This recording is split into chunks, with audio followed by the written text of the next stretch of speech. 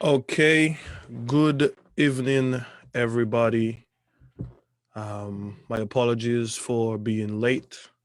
We were having some technical difficulties, and so we want to apologize for that. But nonetheless, we are here and we are about to begin.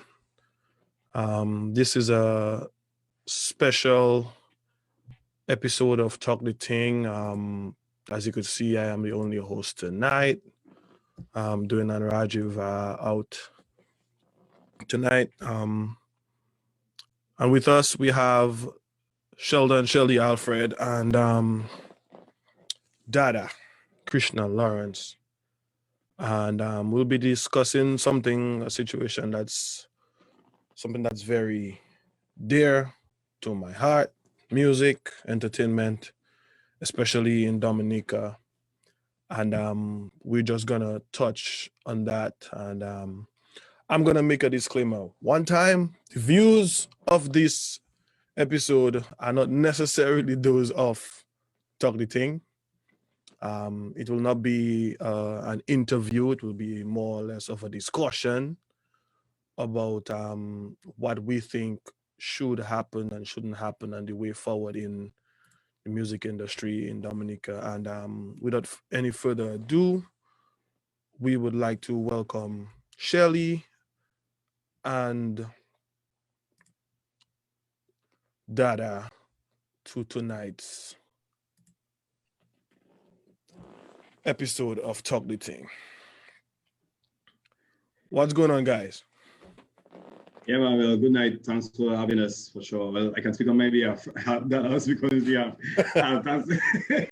thanks for having me. And yeah, it's a pleasure to be back to Talk the Ting again. Yeah, Shelly was our very first guest of Talk the Ting, or Talk the Ting guinea pig then. Yeah. I'm back now, yeah. All right. And Dada, what's going on, man? Yeah, man, I did good, I've been following the show, and I have also been following, your page, your lives and stuff. I have a lot of interesting discussions, topics, and insights. And, I think that was really one of the key things that intrigued me, to be here tonight, because I feel like there's a lot I feel like I need to say or contribute to the discussion that you keep having. So it's good to be here. Thank you. Thank you. I appreciate you looking out and checking me out. All right. So let me just give a little backstory. This live that we're having right now is pretty much a product of every now and then I go live on my own. And some people say I rant. Sometimes I'm very opinionated when I do it. Some people like when I do it. Some people don't like when I do it. Sometimes I make enemies. Sometimes I make friends. People call me back and tell me, yo, you shouldn't have said it like that. And then, but it's just something that I do on the side. Every now and then I come and I just go live on my Facebook page, not Talk the Ting. And I had a 3-hour live that I didn't realize that was 3 hours plus long. And then closer to the last hour, the last 2 hours, I had Dada commenting, and then Shelly actually joined the call with me. And then these guys were like, yo, we need to have something. We need to do something like that. And I was like, you know what, let's use Talk the Ting, but it's not really a regular Talk the Ting episode. And we're here and we spoke about it. And like I said, we're not going to be too emotional. We want to speak where people can gain some knowledge and people can gain some insight and see where we're coming from with the whole music talk. So the way forward, or I'll start with Shelly. And for those of y'all who don't know, Sheldon is the newly appointed president of AMP, the Association of Musical Professionals of the Commonwealth of Dominica. So, Shelly, can you give us a little snippet on what is AMP? Okay, yeah. So as you mentioned, the acronym stands for the Association of Music Professionals, and AMP is organization that was formed in 2007 in the interest of representing Dominican music professionals, meaning anybody that plays a part in the music industry, from the realm of a performer to a sound system owner to a producer to a songwriter. It just wanted to, it was the first opportunity and the first attempt at bringing all the players of the industry together. And the association went a bit dormant because of the natural disasters that came and funds that were expected to be channeled through the government and all of that to facilitate a few projects had to be put on hold. So pretty much has been dormant. And recently there was pretty much a call by the Prime Minister. I'll be honest that that's what triggered the revamping of AMP. A call from the Prime Minister that musicians are not organized, and it's something that we felt that we couldn't deny. We couldn't argue with the Prime Minister and say that, yo, we organized to try that. So, so it was a time to really put action into all the talk that has been around, and we figured that some of the people that we've been trying to get the attention of are here saying that we're not organized. So here we are to organize. So right now, at the core of AMP is really about representation, education, and the connection for musicians, just building the network. Okay. And we also know you from, as we like to say in Dominica, signal band fame.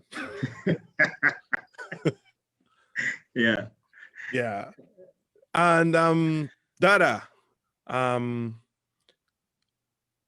not sure if you are still in that position. You'll clarify, but I know recently you held some position as it relates to ECHO and Dominica's involvement in ECHO. Can you tell us if you are still in that position? And even if you are not, can you tell us a little bit about ECHO and what's its mission? And then you can segue into Dada, the producer. It's a little intro of yourself. All right. So, well, I used to be the Dominica director for ECHO. Okay. And so I am not the director anymore. But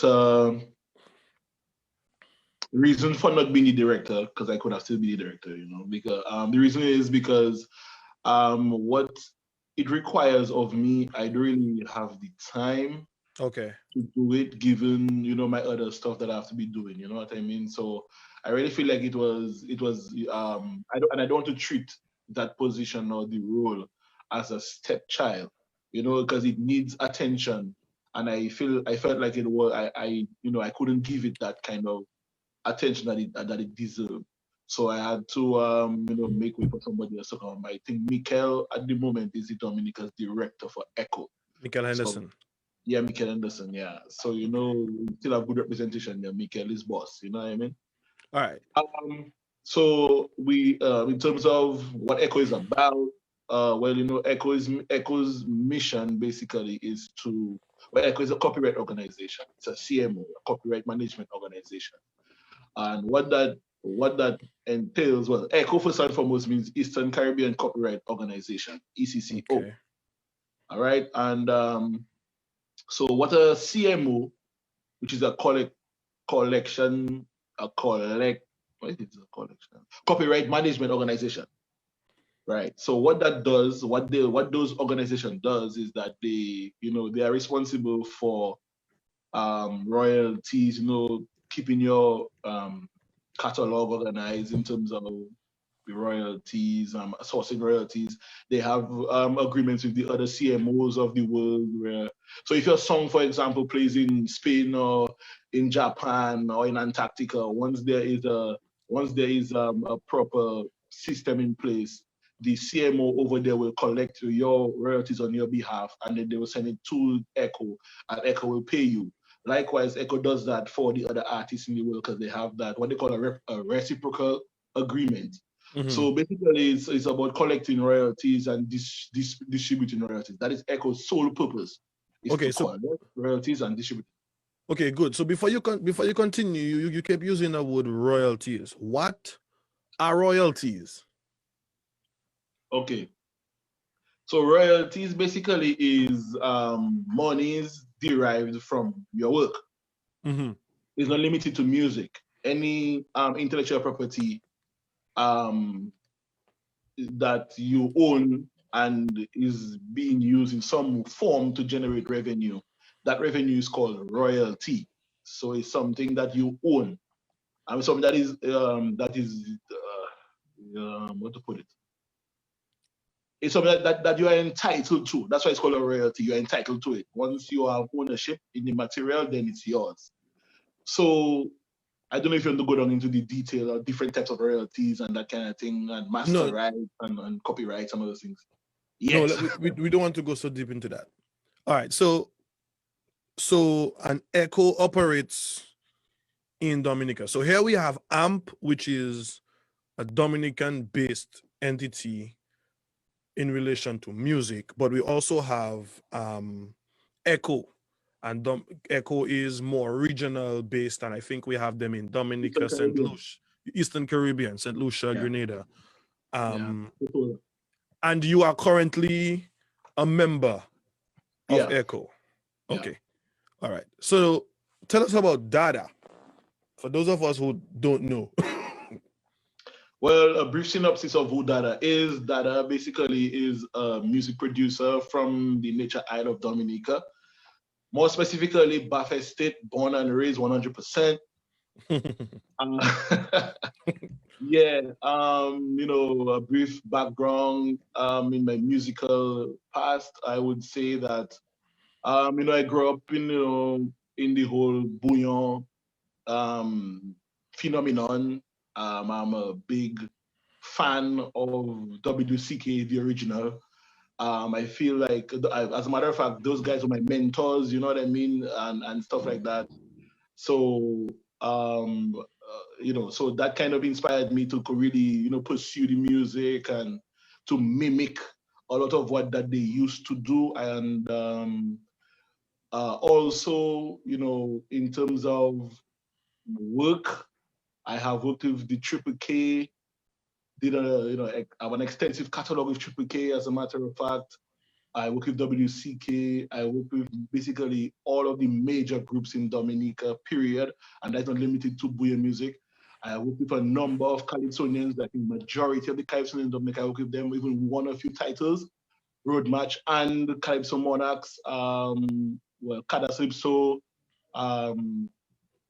I don't know if you want me to talk about my, notable work. I don't want to make the vibe a certain way, like we brag and anything, but No, if it we, is we, we, significant. we will go deeper into it. So, Okay. Shelly, Yeah. COVID-19 has changed the world. And obviously Dominica is part of the world, and it has changed Dominica. Less population, so less COVID cases. I think the government has done a very good job. The people are doing a very good job with them understanding what is required of them. But we had two very important seasons pass as it relates to the entertainment sector, which notably the Independence celebration. Normally during the Independence we have Creole Festival, we have Creole in the Park, we have Creole over there, we have Creole up there, we have Creole Bod La Mer. And then we take a little break for Christmas to sing some Christmas carols. And then from December, from Boxing Day, we in carnival mode, and we just missed carnival. What has it been like for you being a member of a band and also an independent artist? What has it been like this past year? I would say the past year has been a great challenge.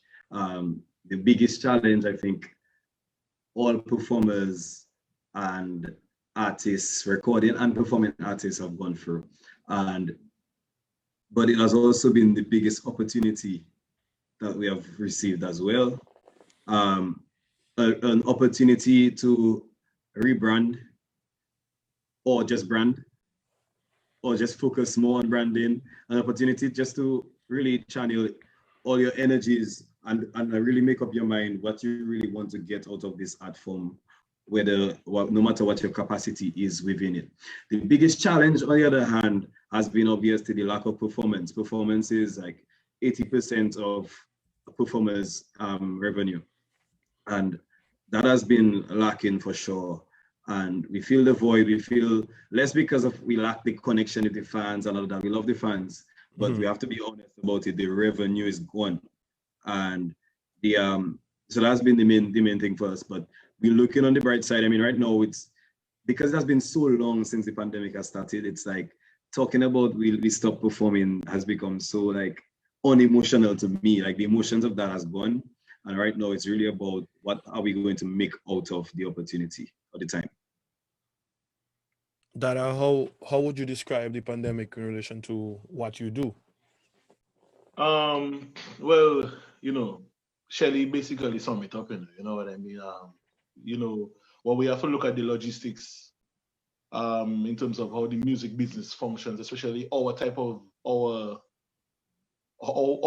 music business functioning. It's very interactive, so we have to have gatherings in order for us to function, in order for us to have events and all those things. So when right now, gatherings are prohibited somewhat, hampered, you know what I mean? And so therefore it is extremely difficult for the practitioners to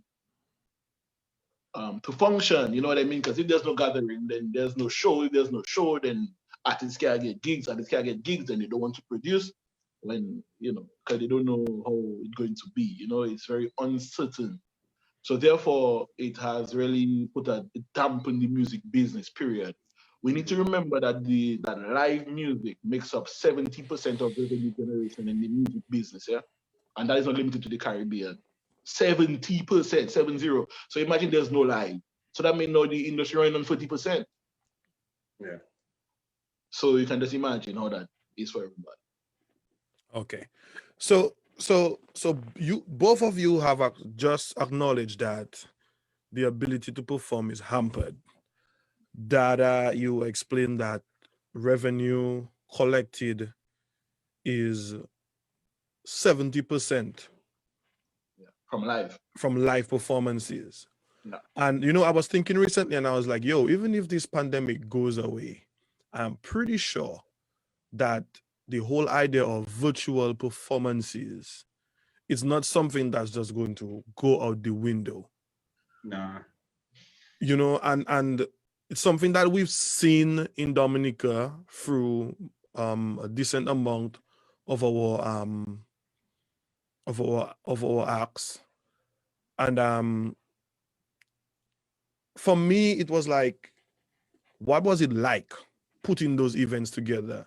And what was it like, and maybe Shelly, you can answer that. What was it like performing in front of nobody? Awkward.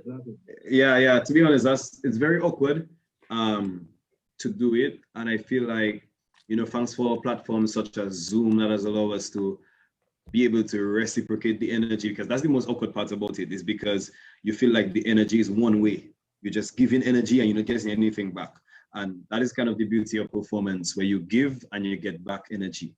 And when that one-way street of just performing to nobody or performing to a camera can be kind of daunting, but the rewards, I think, when you look at the bigger picture and really tell yourself that, there's no limit to who can see me right now or who is seeing me right now. That is really the comforting part about these virtual performances, is the limitless sort of nature of it. You have a crowd in front of you, that's the people there, a few of them might share it on their smartphones.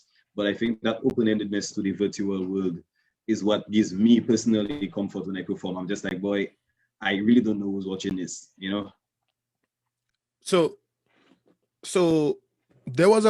we had people like you, Signal Band, Carlin XP, Triple K,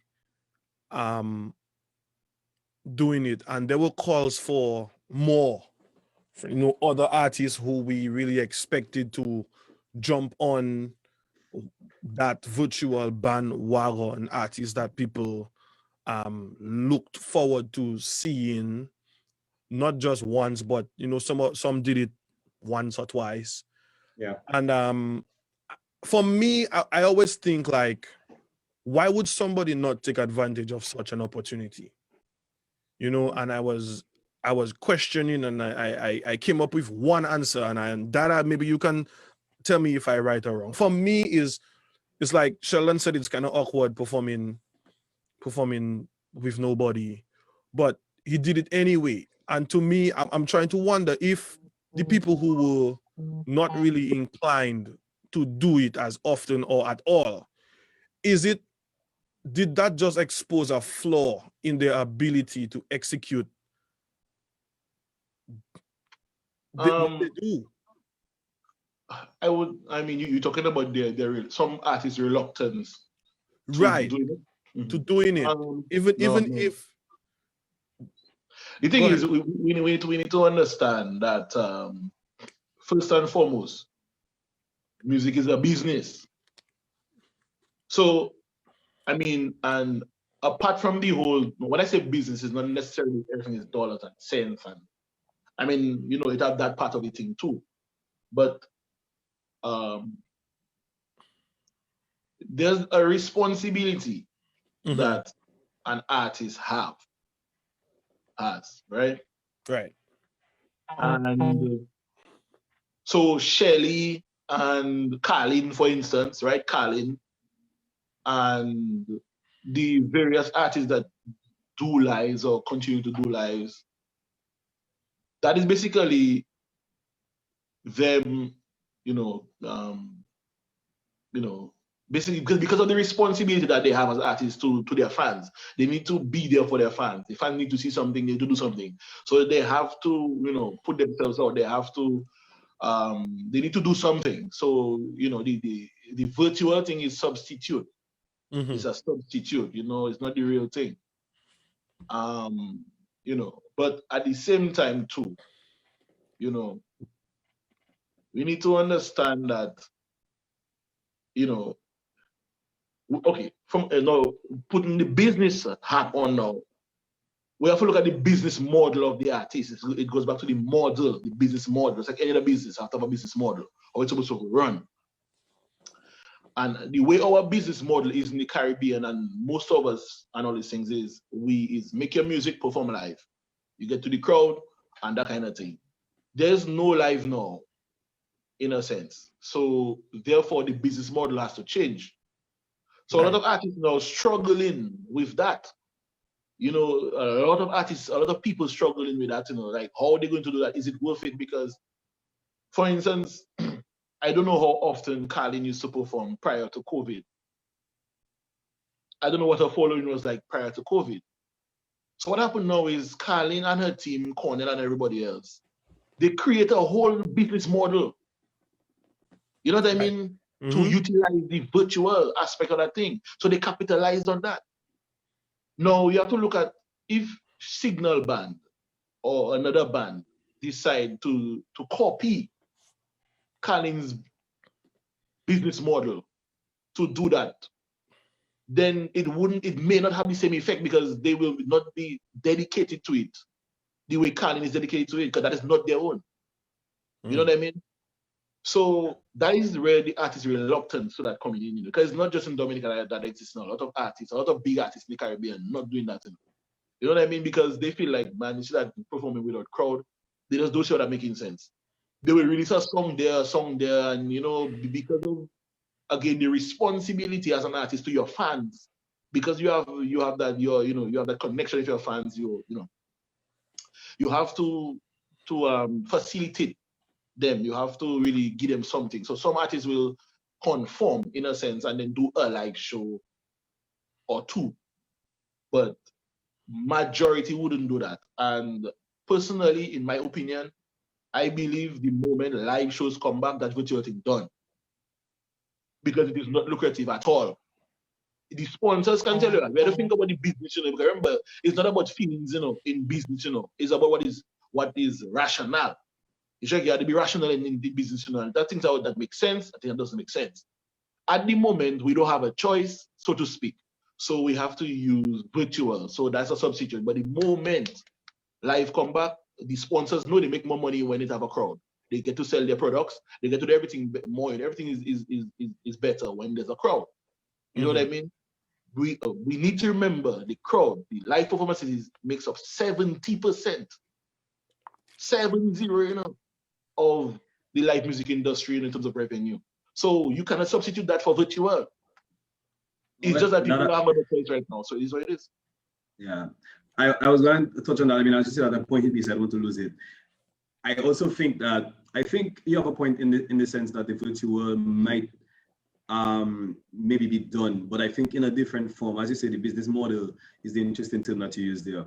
I think there's a business model of the virtual that could live on, which is the idea of some people, if you realize some people tackle this virtual thing differently. Some people actually do it virtually and, you know, it's natural interaction and let's Zoom and let's vibes. For example, Colin, some people do a little pre-recorded show and then they just stream it. But there are people that put on mega productions, pre-recorded, very well edited, and they stream these things, sometimes put these things up for sale. Now, the future of virtual could be in that these productions become so commercialized, they end up on places like Netflix and Amazon Prime Video and these kind of, so that's another level of virtual that we might see in the future. Maybe right now it's about let's go live now and let's roll. But in the future, it might be about these big productions, because I mean, we already start to see a hint of it with Beyonce and all of these people having their kind of documentaries or performances on these platforms such as Netflix. So maybe performing might become a production thing. Not the majority, or the majority will still be about live and gathering, no doubt. I agree with you on that. But I think there's still opportunity to create a production around performance and commercialize that. Oh yeah, that's true. So I like going through the comments. So Brenton Hillier said one thing, and I just want to mention his point. He said the challenge is, can any business wait for COVID to pass? And I think what he is trying to point out is the fact that some artists see it as not lucrative, not that much of a lucrative business. Can they sit, and how long can they sit and wait? Because, for example, I keep telling a lot of people, for things to get better in places like the Caribbean, in Dominica, things have to get better up here first. And I'm pretty much sure that a lot of us can say that we are not very much happy with how the United States and the first world countries are handling COVID. And that trickles down on us because, for example, I would love to be home for Carnival this year. Somebody would love to take a cruise to come down. So how long can that artist or that band who doesn't see a way forward with the virtual performances, how long can they wait? And then Cornell also said, in a way, while he agreed with you, Dada, but in business, which is the word that you use, you must do what you must. And the new world, it's a new world, and we have to accept things and think differently. So you see what it is. So while you're not wrong, and he is not saying that you're wrong, he agreed with you to a certain point, but I still think we have to wonder what happens if COVID, because look, we are in the virus is mutating, so therefore, even if we have some vaccines out, then those vaccines might have to be modified. So it's like, how long can we wait? So I still think that maybe it might hit your pocket a little bit, but I still think the virtual thing is something that you can do. I mean, these performances are being put together and streamed in HD quality. And as Sheldon said, the ability to get on something like Netflix, it's possible. So you are correct, but I still think based on the time, if this thing stretches out, then we may have to look into it some more. Well, first and foremost, right? That's what it's all about. You know what I mean? It's discourse. So everybody share what they think. You know what I mean? But So whilst I give in the way I see it, everybody have how they see it, and everybody's perspective is different depending on the situation. You know what I mean?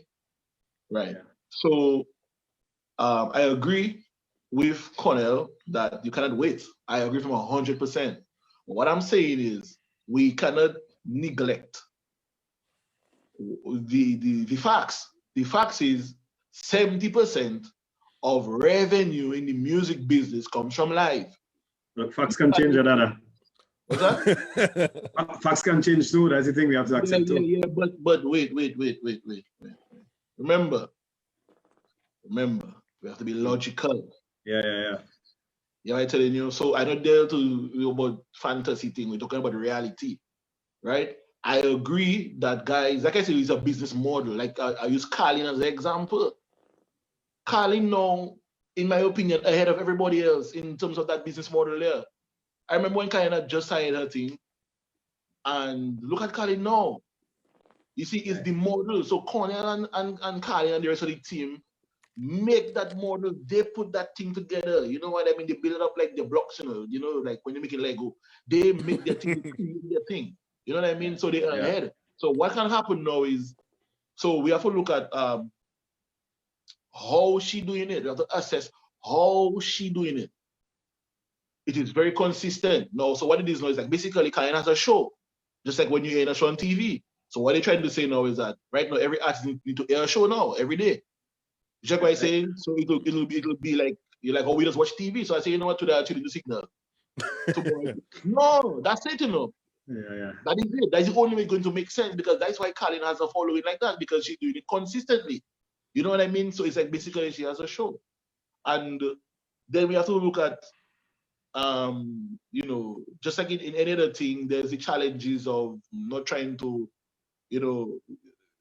become boring in a sense, for lack of a better term to describe it. Because when you're doing the same thing over and over, you have to find new ways to keep people interested, and then you have to try to always attract more people to grow your business, what they call scaling your business. You check what I'm saying? Yeah. So that is what I was talking about. However, in reality, when an artist used to get paid $60,000, $70,000 to perform in front of people, and you can watch me and tell me that they have to depend on a sponsor or subscription to get that $70,000 to perform one performance. Think about it. Think. You're getting 70 grand a performance, right? That doesn't exist anymore, so I wipe out. Remember, your value is $70,000 for live. No, you have to come and give to people for free, right?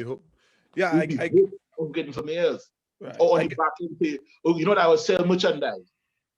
Yes, I don't say you shouldn't sell merchandise. That's part of it. All that is part of it. What I'm saying is people will always, I don't know if they'll wait, because businesses, some business can't necessarily wait. Everybody, it depends on their resources and their influence and all these things. They have a different, their ability to wait might be different and stuff like that.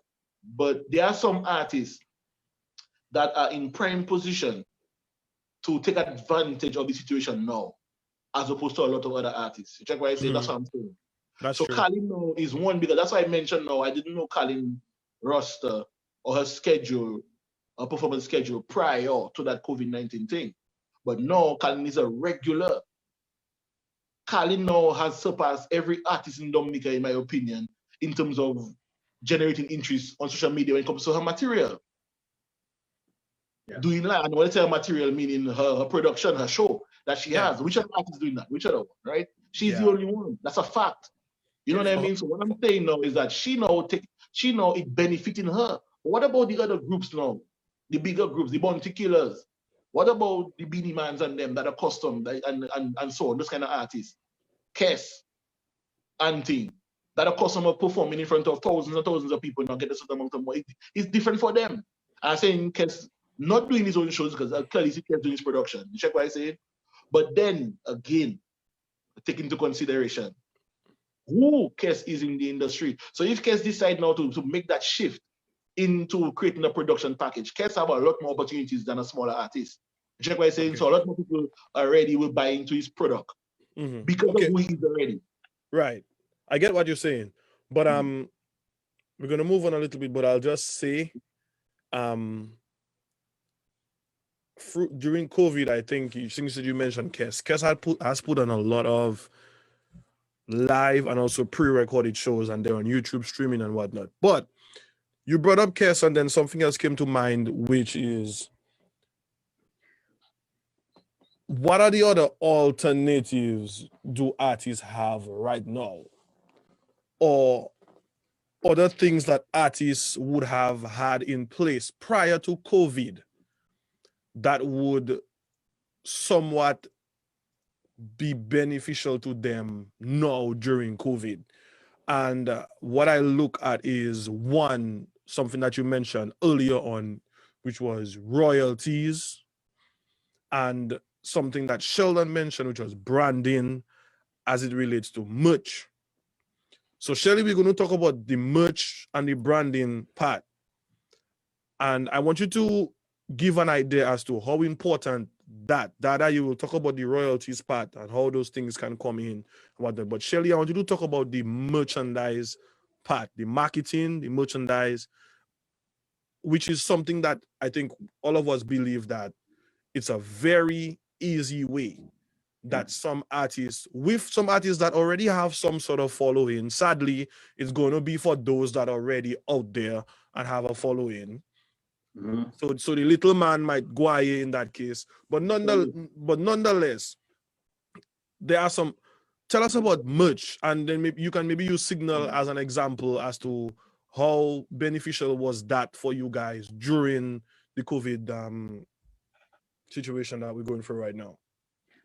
If I was to just explain how I see merch is simple. I see merch as the raw material is a song or whatever that a creator or an artist produces and commercializes. That's the raw material, right? And for me, it's all about, then you have to put in a few resources to get that raw material possible, erected and possible, such as money, time, energy, effort, all these things that cannot be quantified, and then money is the most quantifiable one.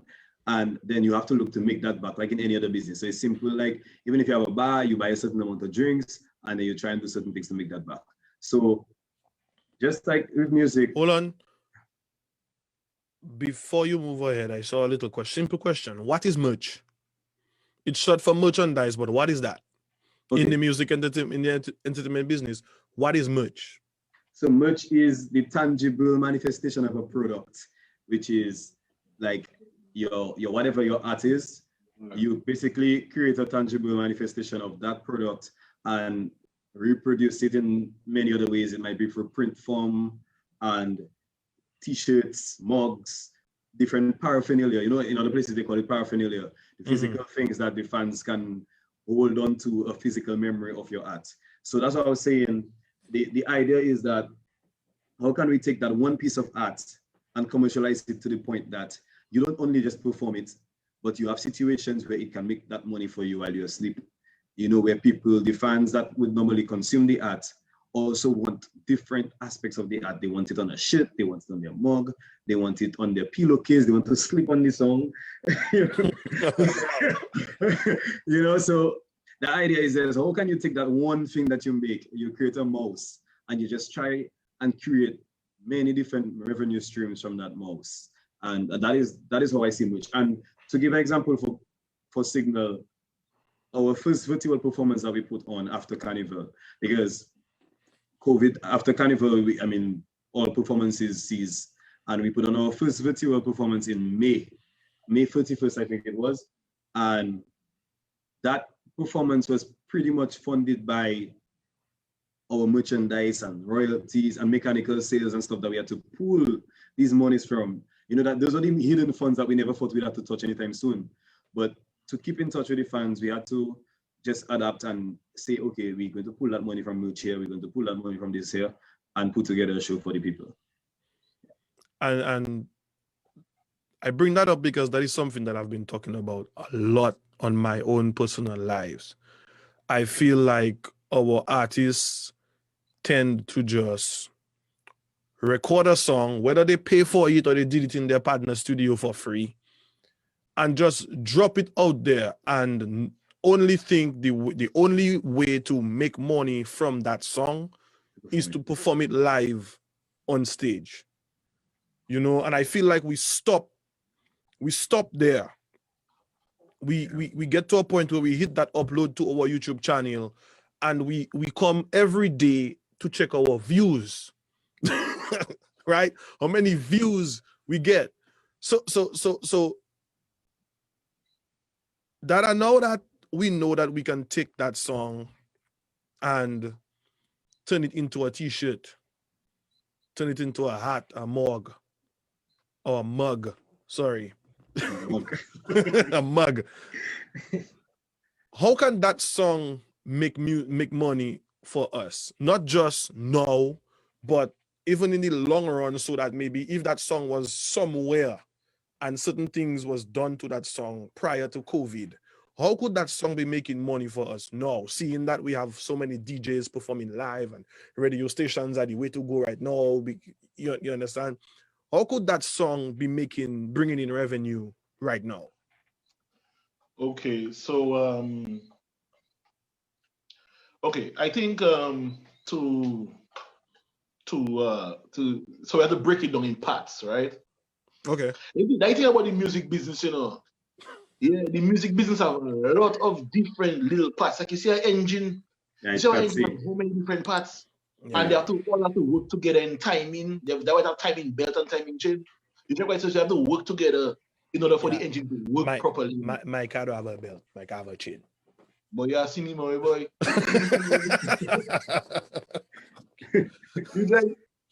So that is how the music business working there. So now we're talking about merchandising and branding. That is a completely different thing from making a song and writing a song. You check what I'm saying? So you what Shelly just say, they generate so much revenue from their products, which is like from merch sales. They could have done their thing, their live, the virtual concert with the revenue generated. Okay. So we need to break it down in parts, right? So you can make money from the use of the song, like the physical use of the song. Radio play, like to play the song. So when you put on YouTube and those things there, you check what I say, you can get those avenues there, avenues generate revenue. YouTube generates revenue, or streaming, I should say, streaming in general generates revenue. Master sales revenue, right? That comes from the masters. So whoever owns the masters of the song is responsible for that revenue there. Then there's the intellectual property revenue. Intellectual property, which is the copyrights and those things. So whoever are the owners of the content, the man write the song, the man play the keyboard, the man make the rhythm or whatever you call it. Those guys, or if it's one person, this person there, once you're entitled to a percentage of the material, then when royalty is generated, be it from radio play or in licensing from concerts like Creole Festival and Jazz and Creole and Jazz Festival and this, that. Any concert, once it is licensed and your music is used there, you will get revenue from that. So that is another way to make revenue from that song. Then now to keep it going now, you have the merch department, which like Shelly and them have the Anybody Love Ting and all them things there. So what they're doing now is they, as you say now, they're extending the reach now of it now. They're making it physical in another form. So something tangible like that. You know, so because people want the memory of it, they want to be part of it, the movement and all of it. People will buy it for various reasons. You check what I say? And so on. That generating revenue in of itself. That Anybody Love, let's use Anybody Love for example. Anybody Love is more than just a song. And it is not limited to Anybody Love, but we use Anybody Love as an example. Anybody Love is more than just a song. Signal Band is more than just a name, it's a brand. Signal Band is a brand. Anybody Love is another brand, right? That Signal created. A sub-brand within a brand itself.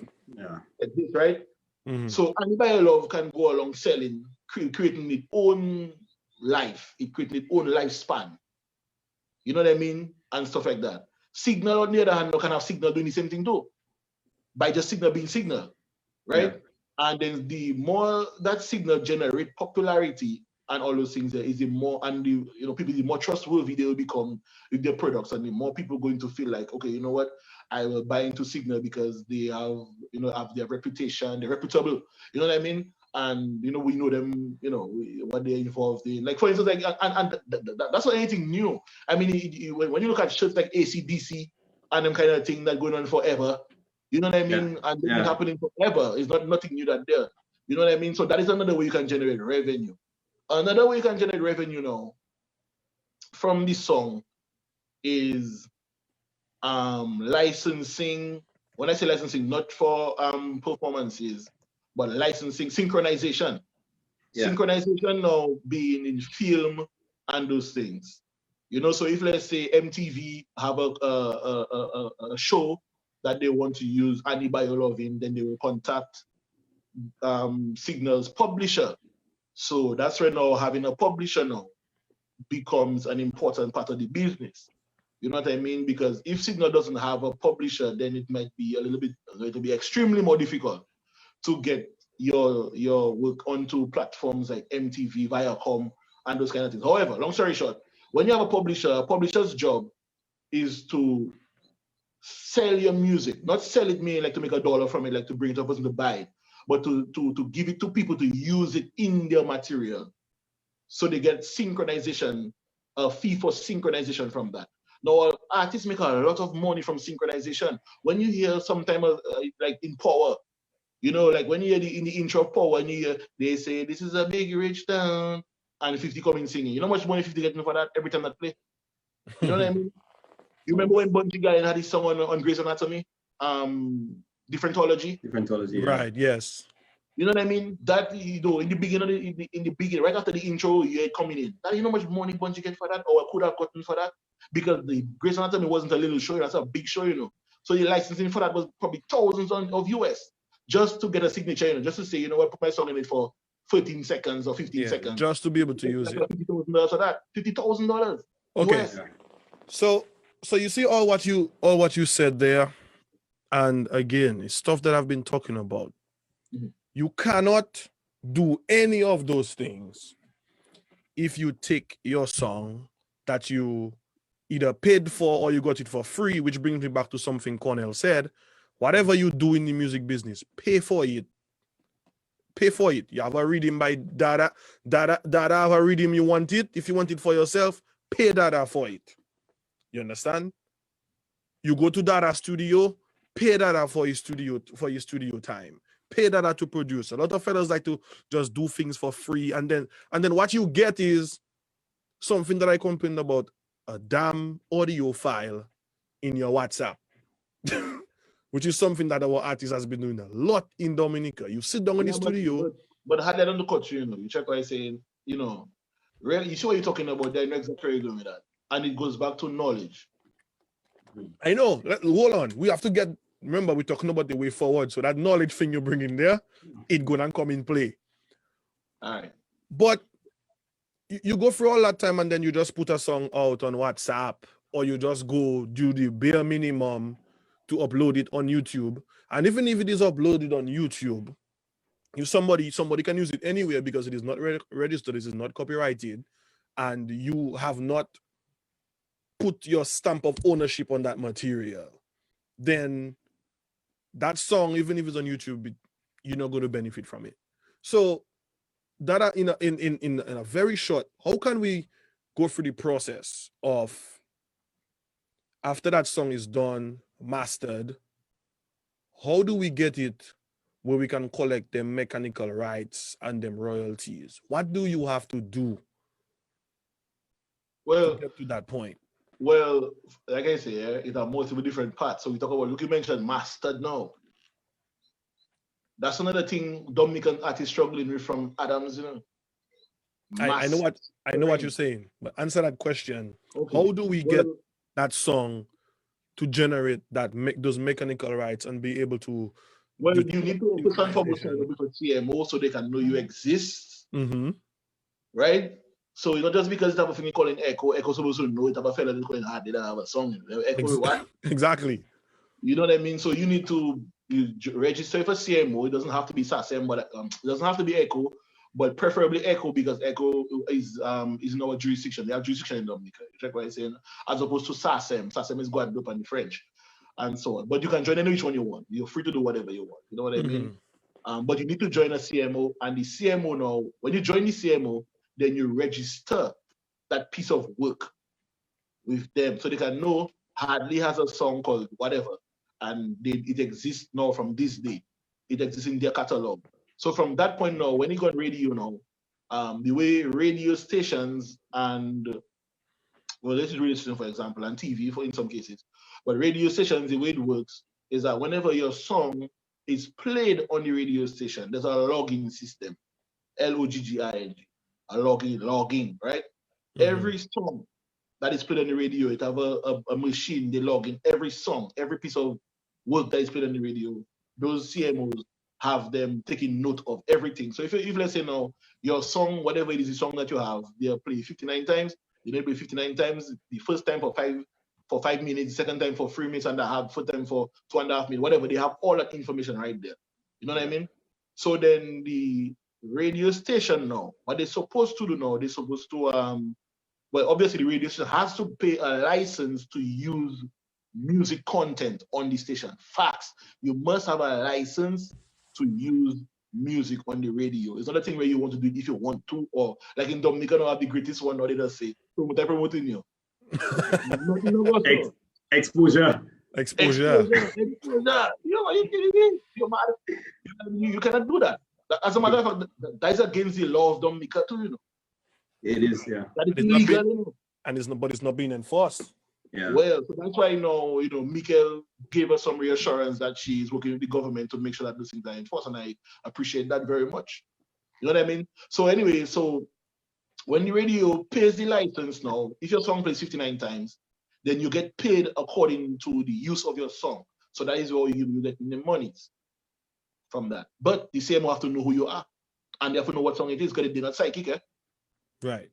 And that's where the registration comes in.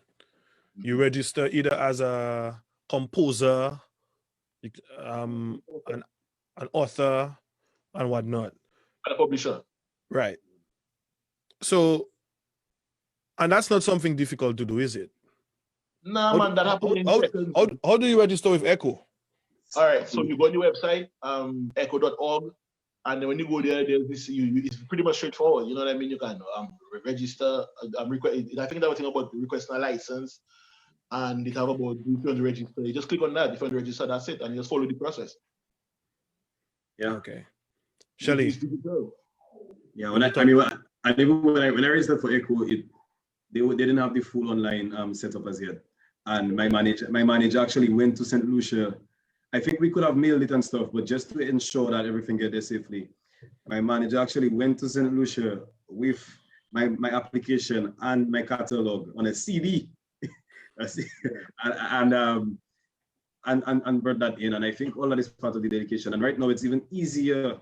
It has made it easier through the pandemic and all of that to register online. So are you telling us that music that has been already been in circulation can still be registered? For example, if you were never registered with Echo and you have, let's say, 4 albums, or you have not album, let's say you have about 5 singles that you've put out over 2 years, can you still take those previous songs, or is it something where you only register material after your registration? No, man, by right, you're actually supposed to register the material before you release, but right, you are allowed to register it after the release. And Echo, like if you have a song for 6 years out, 10 years out, you can register it in 2021, but I think they will only collect up to 3 years previous. Right, Dada? Correct me if I'm wrong. Yeah, no, you're very correct. You're very correct. Okay. Yeah, so they will only collect up to 3 years. So if you had a big hit in 2005, brother, and you didn't register that in 2005, and you want to register it now, you might have lost the biggest gain that you had. Right. Yep. Yeah. And I say that to say I went on Echo's website and I was very disappointed with the list of Dominican names, members from Dominica. And I mean, some of our biggest names are not there, you know, and we wouldn't call any names, but we know some of our biggest names are not there. And it's kind of disappointing because you want the leaders to not just lead, but lead the right way. Lead from the front. Right. Lead from the front, lead the right way. And if you turn back and you see somebody messing around, you now have the ability to tell them, hey, that's how it's done. Right? So let's get into, there's two genres of music in Dominica during Carnival time that I wouldn't say they compete with each other, but to some extent, they compete with each other. Let's just say they do. We have bouillon music and we have calypso music. And you tend to see calypso, which is a seasonal genre, thriving during the carnival season. And when I say thriving, I don't just mean the calypso finals because we can't get rid of the calypso show. I'm talking about sponsorship, you know, which is very vital to having in-person events when outside open. Yep. But then a lot of those sponsorship goes towards calypso. But then come Carnival Monday and Tuesday, we know who is the king of the road. It's bouillon music, right? King of the road is bouillon music. Shalon, what do you think is the reason that bouillon music and events centered around the showcasing of bouillon music doesn't really attract that high level of corporate sponsorship? And what do you think can be done to fix that as an artist? Yeah, I think the whole brand of bouillon music has a level of scrutiny on it right now in the 21st century. In the 21st century, bouillon music has a level of scrutiny above it. And I think a lot of our acts and artists are not coming with the right business model that attracts the corporate partners. Because I can safely say that I haven't had an issue attracting corporate partners. Signal hasn't had an issue cooperating. And it's not about just attracting them, it's about maintaining them after, you know, maintaining the relationship. And all that is part of the business model. And I think because we have a lack of that, bouillon musicians have proven to the public that the scrutiny is right, that you guys are right, we are not serious. You know? When in truth and in fact, the opportunity is there and the facts are there. When the managers of all the cooperative companies come to town, they see that bouillon music is controlling the road. They cannot deny that. But how are we to convince them that we are proposing to them that if you give me X, I will give you back X because X amount of people are consuming my product and whatever. Sometimes it's a matter of things where we don't know how to put that into proposals. It's also a matter of things where we have plenty of people following us on the road, but we don't know how to get their money. They're following us for free. It is a range of these things. Yeah. So, yo, you said that. I'm like, the man, it's fast and it hits. It hits. Yeah.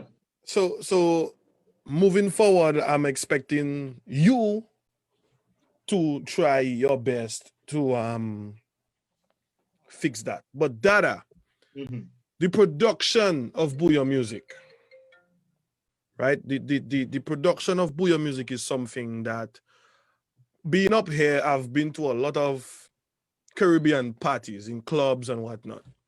And they do play bouillon, not at the rate that I would want them or I would expect them to, but they do play it. And what happens is this DJ starts with family and you get in that boom, boom, boom, and you get in that low kick you have in it there, that sub bass. and the mids hitting you in your waist, the heights hitting you, and then you can say that for a lot of other. I just use family as an example, but you can hear that in a lot of the other soca songs. And then a Booyah song comes on. I mean, it hit in. It's flat. It hit in, but it's flat in the sense that DJ might have to bring his volume up a little bit.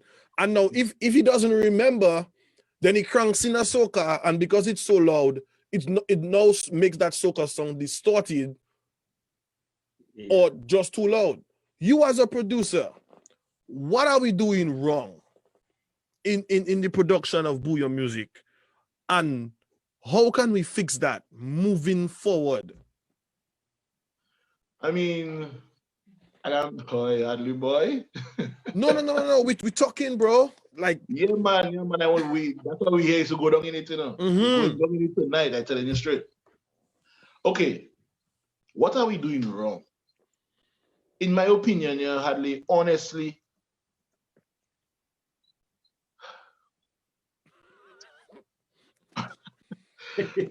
I want to be more, it'll be harsher, I tell you, because we have to look at the harsh reality, of life, Right. Still have to be a little diplomatic. Yeah, but sometimes diplomacy doesn't work. You check why I say we have to cut that nonsense, or sometimes, and let's do the show. You know what I mean? So, you know what you just say. When they play a song like Family, right? Family, and it banging, and like, for example, Family, I got other song that banging too, or whatever. I don't think so, but anyway. You know what I mean? Still.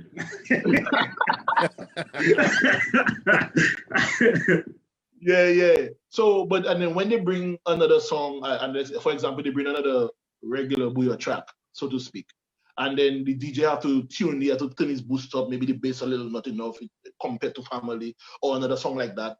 You know what I mean? And then when he bring another song back after that, it's distorted and everything. You don't find that so much stress for the DJ? Yeah, of course. That's why they don't play the music. That's why they don't play the music. Okay. I saw what's his name? The same guy who was behind Family with y'all.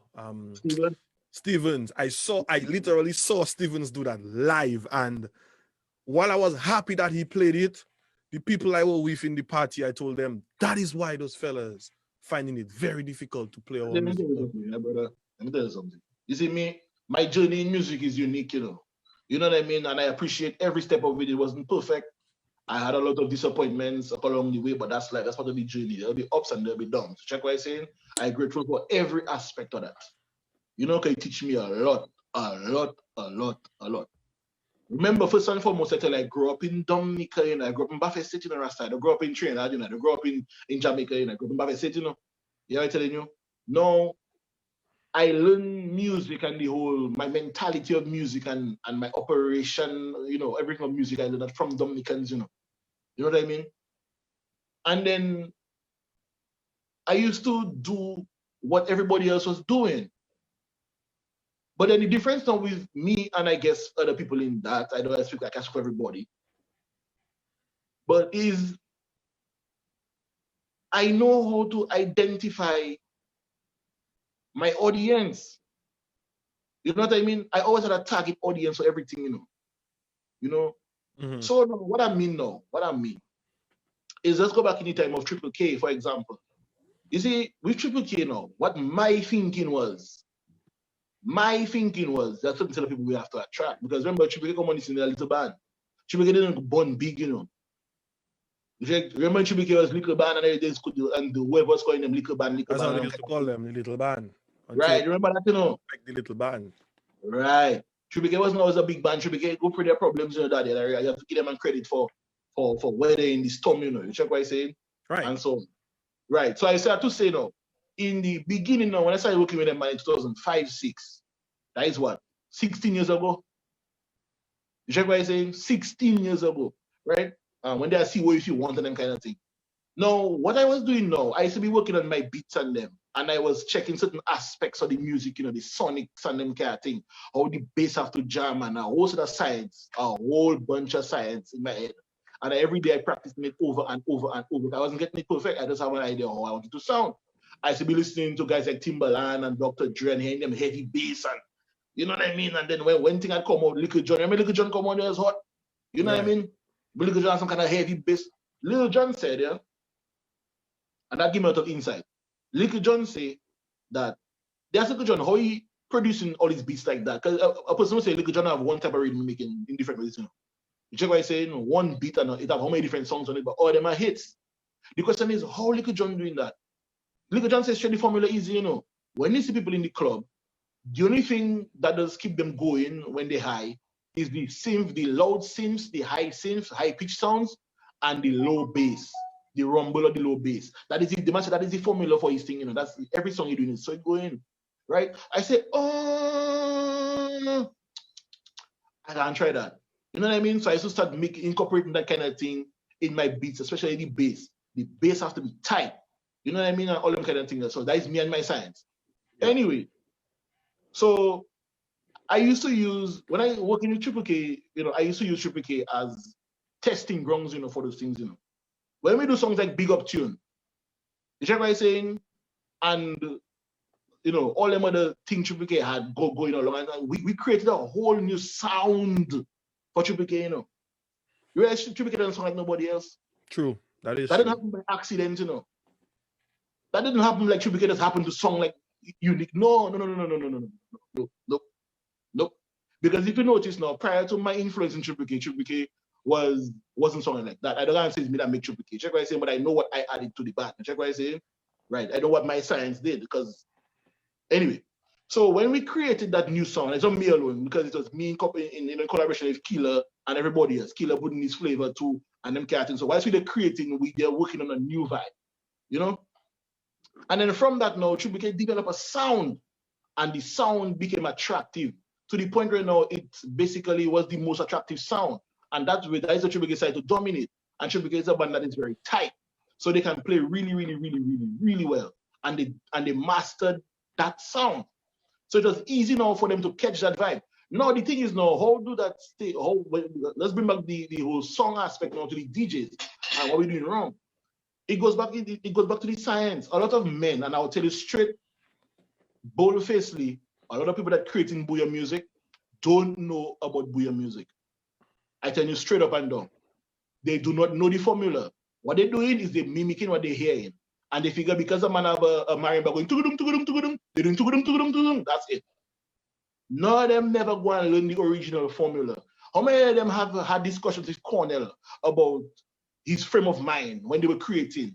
How many of them had discussions with Ra about his frame of mind when they were creating? How many of them had discussions with Keith about his frame of mind when they were creating? And you know that whole psychological thing, because music is psychological. You know, it's more than just what you hear or what you hear on a CD, you know. It's about the frame of mind, the mental frame you have to be in when you create it so you can understand and say, okay, you know what? These guys have a vision for the music. This is where the roots is. This is what they were doing. You need to learn that same thing in order to understand that, okay, this is what the music is. This is the vision for the music. This is what they did. This is what I am to do now. Just why I say you need to know your place, and then the music now will make the proper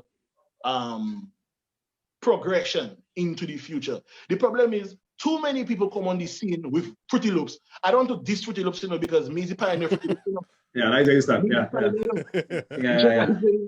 Yeah, you check guys want to diss it, but then it make it easy as any other thing. For instance, when just like in production of film, right now everybody have cameras, so everybody feels cameraman now, you know. Right now everybody's cameraman, everybody take a picture, everybody have drone, everybody do all kind of thing now, you know.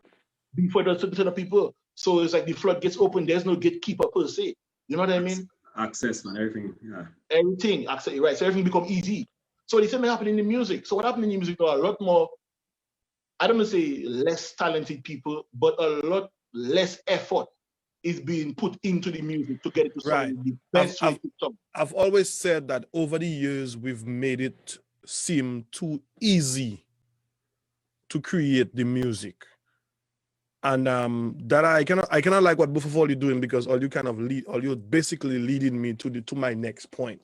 So Dada spoke about what we can do, the mastering, the mixing, and the science, not just listening to it, but understanding the science of it before you hit that final bounce button. But Shelly, we also have an issue with the content of our songs. And I don't necessarily mean what we sing about, because I mean, we can sing about anything.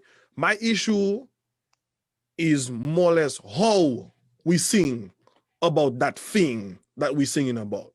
How much time do we spend in the development of the writing of a verse before we jump over to the next verse? And it's something that I saw you do, you know, like back in Baltimore, you know, what you write and the thought process, and sometimes I would chime in. Give us a little synopsis of how you go about writing a song, even before we think about what the kick's supposed to sound like and what you want drums to do on the bass. How do you go about writing a song, and what can you offer to other artists in their writing of songs?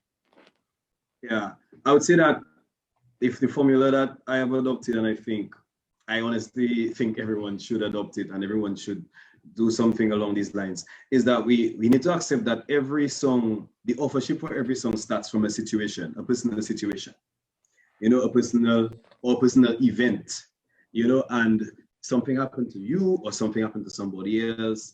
You feel a certain way about something. Somebody tell you that they feel a certain way about something. It always starts with an event. And I think the task of authorship is to then, you see that you want to create a piece of art with that event. Well, create a piece of art that is palatable to a wider audience beyond the people that just experience it. So Hardly and Dada just go for something. Hardly and Dada on the Zoom, I decide tonight, I want to write a song about Hardly and Dada on the Zoom. I cannot go home and agree that I'm going to write on my first verse on February 17th, Hardly and Dada was on the Zoom. At that point, that personalization is what creates a boundary for songs. And that is where the international songs kind of kill in bouyon music, because fine, we can be inspired by local events and local situations, but then how do you create a content that is palatable? How do you take that situation? I'm not saying that we should go and sing about other people's culture. I always say that it's okay to sing about our culture, but it's about how do we commercialize the culture to the point that everybody can consume it. I always use Toko Loco as an example. Everybody, let me take you to Toko Loco. Dominicans have a Toko Loco. Nope.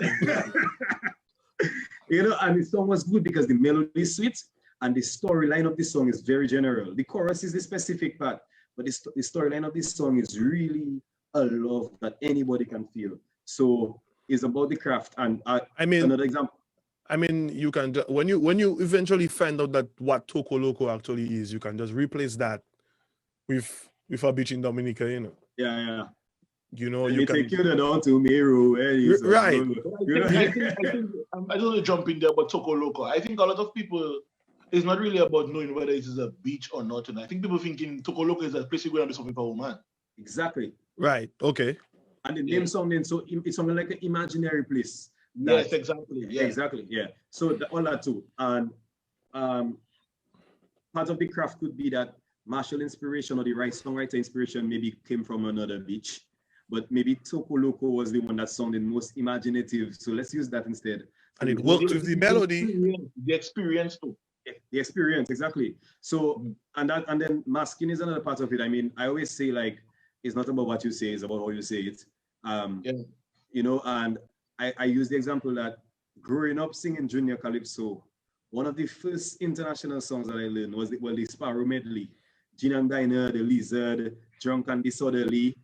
And I was singing that from school to school, Schools at Festival. Brother man, at that time, I didn't know what I was singing. I check in Sparrow, have a big hit. And, and you're singing that. I'm a young Calypsonian and Gin and Diner, let's go. You know? When I grew to realize what this song's about, I sing that song about prostitution as a young man. And none of the school officials had a problem with that because at that point, we all just knew the melody was captivating, the storyline sounded like it could fit anybody, and we sang it. But deep down, you grow older and you realize, and right now we have a tendency that we want to be in people's face, you know, with our lyrics, and we just want to tell it to them. I mean, the world consuming information differently. No, that's true. Like people want things in their face, and people want things in their face because they get it in their face right now. But is a chicken and the egg is to say like who's to say that's how they want it or that's just how they get it, so they're accepting it. But I think like the in your face we have to pull back a little bit because it's an art, and I think when we put it in your face, I don't think we're being artistic about it in any way. Yeah, it's like just you always use that thing about if you see a guy walking down the road, you're not going to write a song and say, yeah, I saw a guy walking down the road. Yeah. You know. But by way of announcements, next week Talk the Ting will be back with its regular Wednesday program, and we will be having none other than Colton T. Colton T will be our guest next week, so don't forget to tune in next week. I just want to jump in a little bit on what Shelly and you guys was talking about songwriting. So you're talking about the Masked King, and we talk about Sparrow, we talk about Gin and Diner, you know, and you didn't know you were singing a song about prostitution. But Sparrow didn't talk about prostitution in his song. Yeah. You don't say that. Exactly. Exactly. You don't say that. Yeah, so yeah. He's making his lyrics suggestive, like that. So he make you think it, but he didn't say that. Yeah, he didn't say that. That is mastery of writing. Sometimes we figure mastery of writing now is to write the biggest words. I remember when I was in primary school, we were writing compositions and those things. We doing composition writing. I never forget that. In your composition book?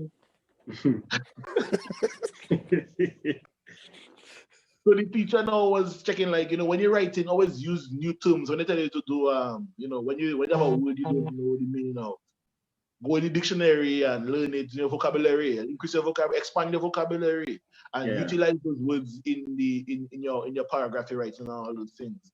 And so to me, in my mind, I feel like, you know, it's a thing where I was feeling like, okay, you go and write or what's the big words in a book, because I didn't really understand the thing like that. But then it's a matter of understanding language. You check what I'm saying? I think the problem we have in the songwriting in Dominica is understanding language, not really writing English, you know, or like writing like what, you know, writing a story. We know what we want to say, you know. We just don't know how to put it in the right language. You know what I mean? So we are struggling with finding the right language to express what we're trying to say. So that's the reason why I know, and you know, I don't do sound, you know, very hard on people, but the type of songs people writing nowadays, my brother, any boy that listen to them, first of all, no real lover of music will listen to them kind of a nonsense there. You check what I'm saying? Because it is not, remember when you listen to music, is art. Music's supposed to be artistic, right? That's what it's about. It's supposed to be mysterious. It's supposed to be like, boy, Shelly is a really good songwriter. And I will listen to Shelly because Shelly always tells me something that I don't think he's gonna, like, I don't know he's going to say that, but look, he said that. You know what I mean? Like something I can be, you know, fascinated with, you know, something I can be fascinated with what you're saying. That's the reason why, look at Sour. We don't run away from that songwriting thing, you know. We're not running away from that. Let's talk about Sour. For the past 3 years, Sour are the best calypsos in Dominica. For the past 3 years. Right? What's Sour singing about? When Sour sing, and it goes back to even yo. Look at that. Yo, how you feeling? Yeah. I hear you making more bomb than Russia and taking more wood than a bit. The man never could say it, you know. Inside of the party, tell me how you feeling. You mad? That's a masterpiece. People can say, but it's Sour. Then no, listen to the language. Listen to what he's saying. Listen to the one what he had last year. I enjoy my life. Bro, listen to me, daddy.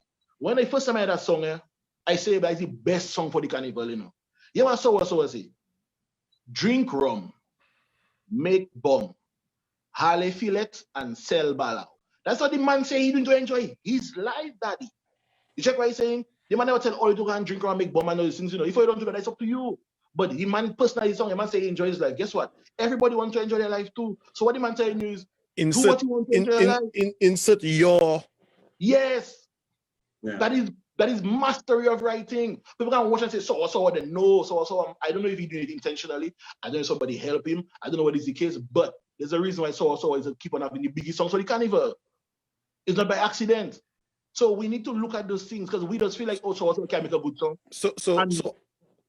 So I am right. I am right by thinking that your music, first and foremost, in most cases, if not every case, has to be your personal experience. But that is the only thing you can tell. Your own story.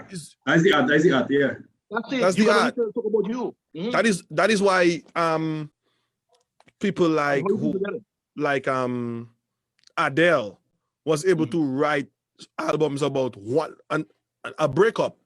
And because while it was her problem, her situation, there are a lot of people who are going through something similar that can relate to whatever, and now they can sing along with her, and they get that right. They get that outlet. So and that's why I say, if I have to constantly make music about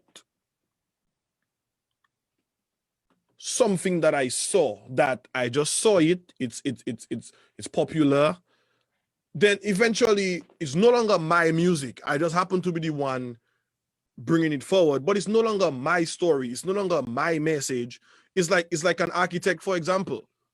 The way Shelly would design may be very different than how I would design because of what. Because it doesn't mean that we're not doing architecture, but there's a different style that I have. You are who you are.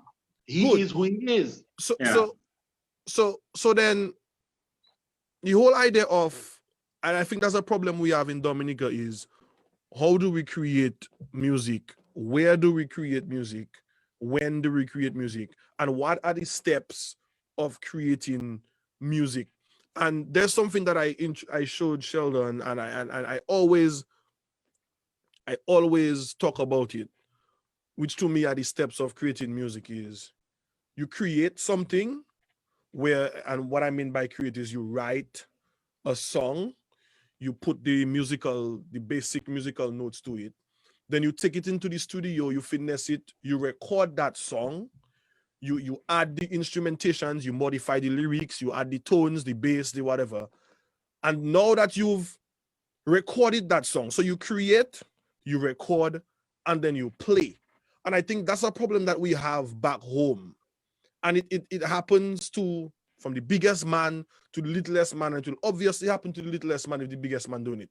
It's because we tend to do it somewhat flipped, where we create something, but instead of recording it and finessing it into something great, we take it to the stage first, second. So we created something, whether it in its full capacity or it half baked. We create that thing, and then we take it to the stage. And I feel like, when you send your line in the water to see if the fish will bite. I feel like that's what we do a lot, and that's where the whole chanting thing come out.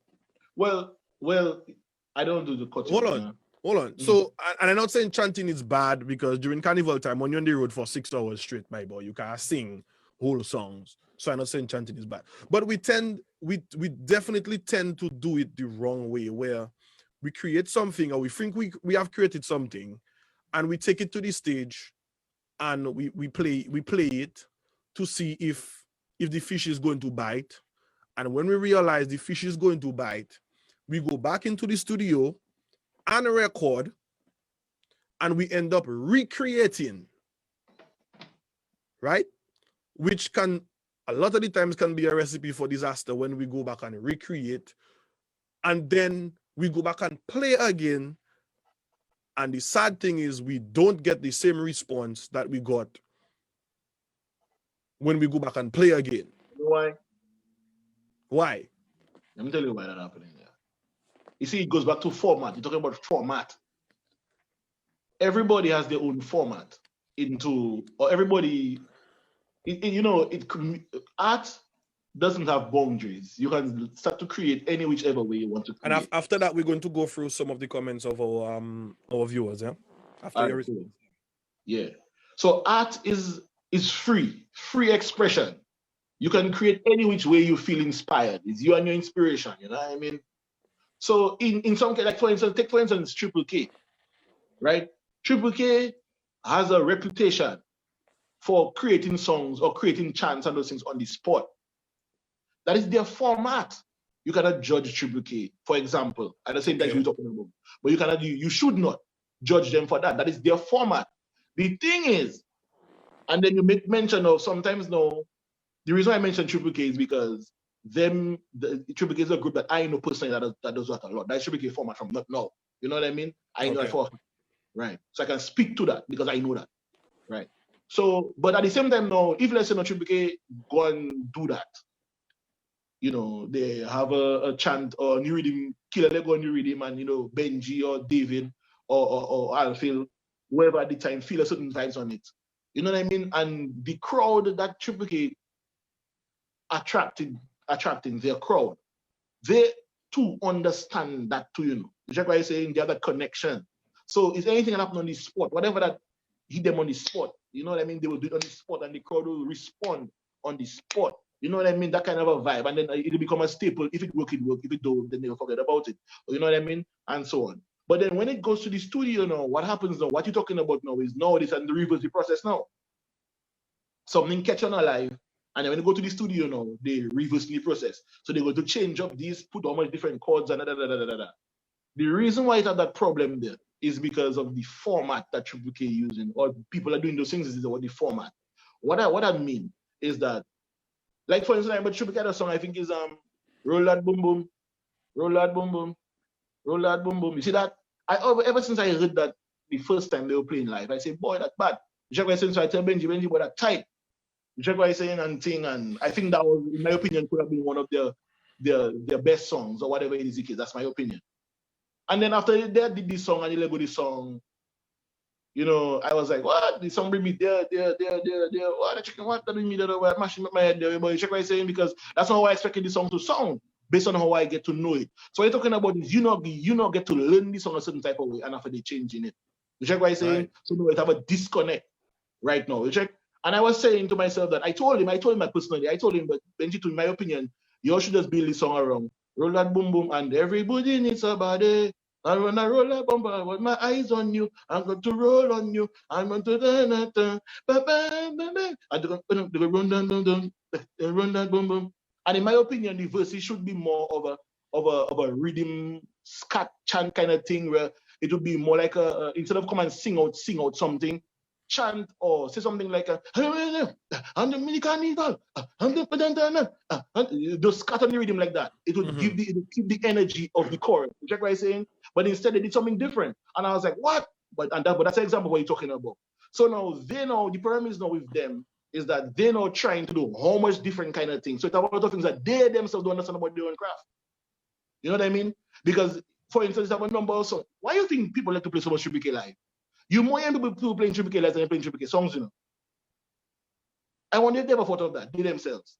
You check what I'm saying? That is true. That is true. For that. Because the lives now connecting to the people more than the songs. The songs have too many different roots inside of it. So that is why I said that for me, I like the idea of creation. Then you take it to the studio to finesse it and you put it out there, because the only other version a fan can get is a remix. But when you put something out there for somebody one way and they like it, and then you take it back and you modify it and you turn it into a song, then that becomes a problem, because until you get to that hook part that you played previously, nobody. Wait, look at you. Remember, it's a song already.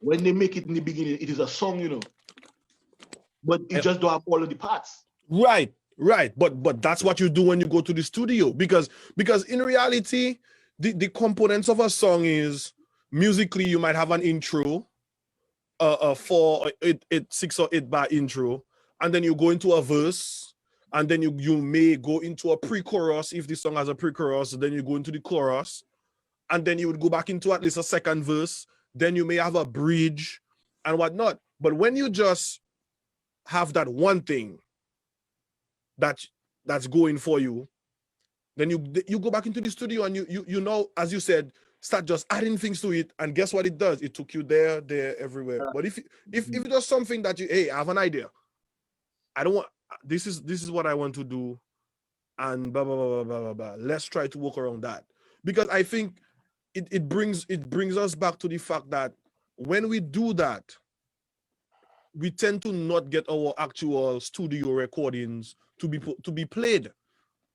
Even the DJs, you find the DJs jamming all the lives on the radio station instead of the actual recordings. Exactly. So I personally think that is a problem, right? While you are right when you say that, yes, people have their way of producing, but I think that type of creation, that way of creating, in my opinion, it kind of defeats the purpose, and it to a certain extent it even undermining.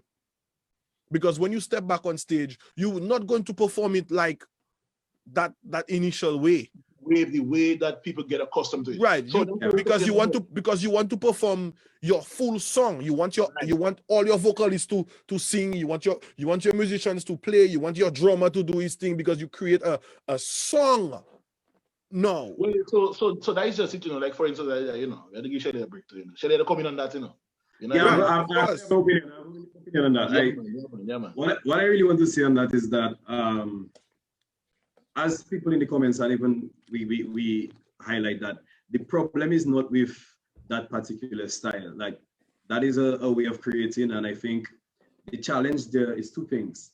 Is how do you commercialize the thing that people gravitate to you for the most? Because we're talking about moving forward in the entertainment industry. The industry is when you provide a service or you provide a good, and in return you get money. You get paid for it. The issue right now is that, fine, that is a popular style right now, but I haven't seen the way to commercialize that style.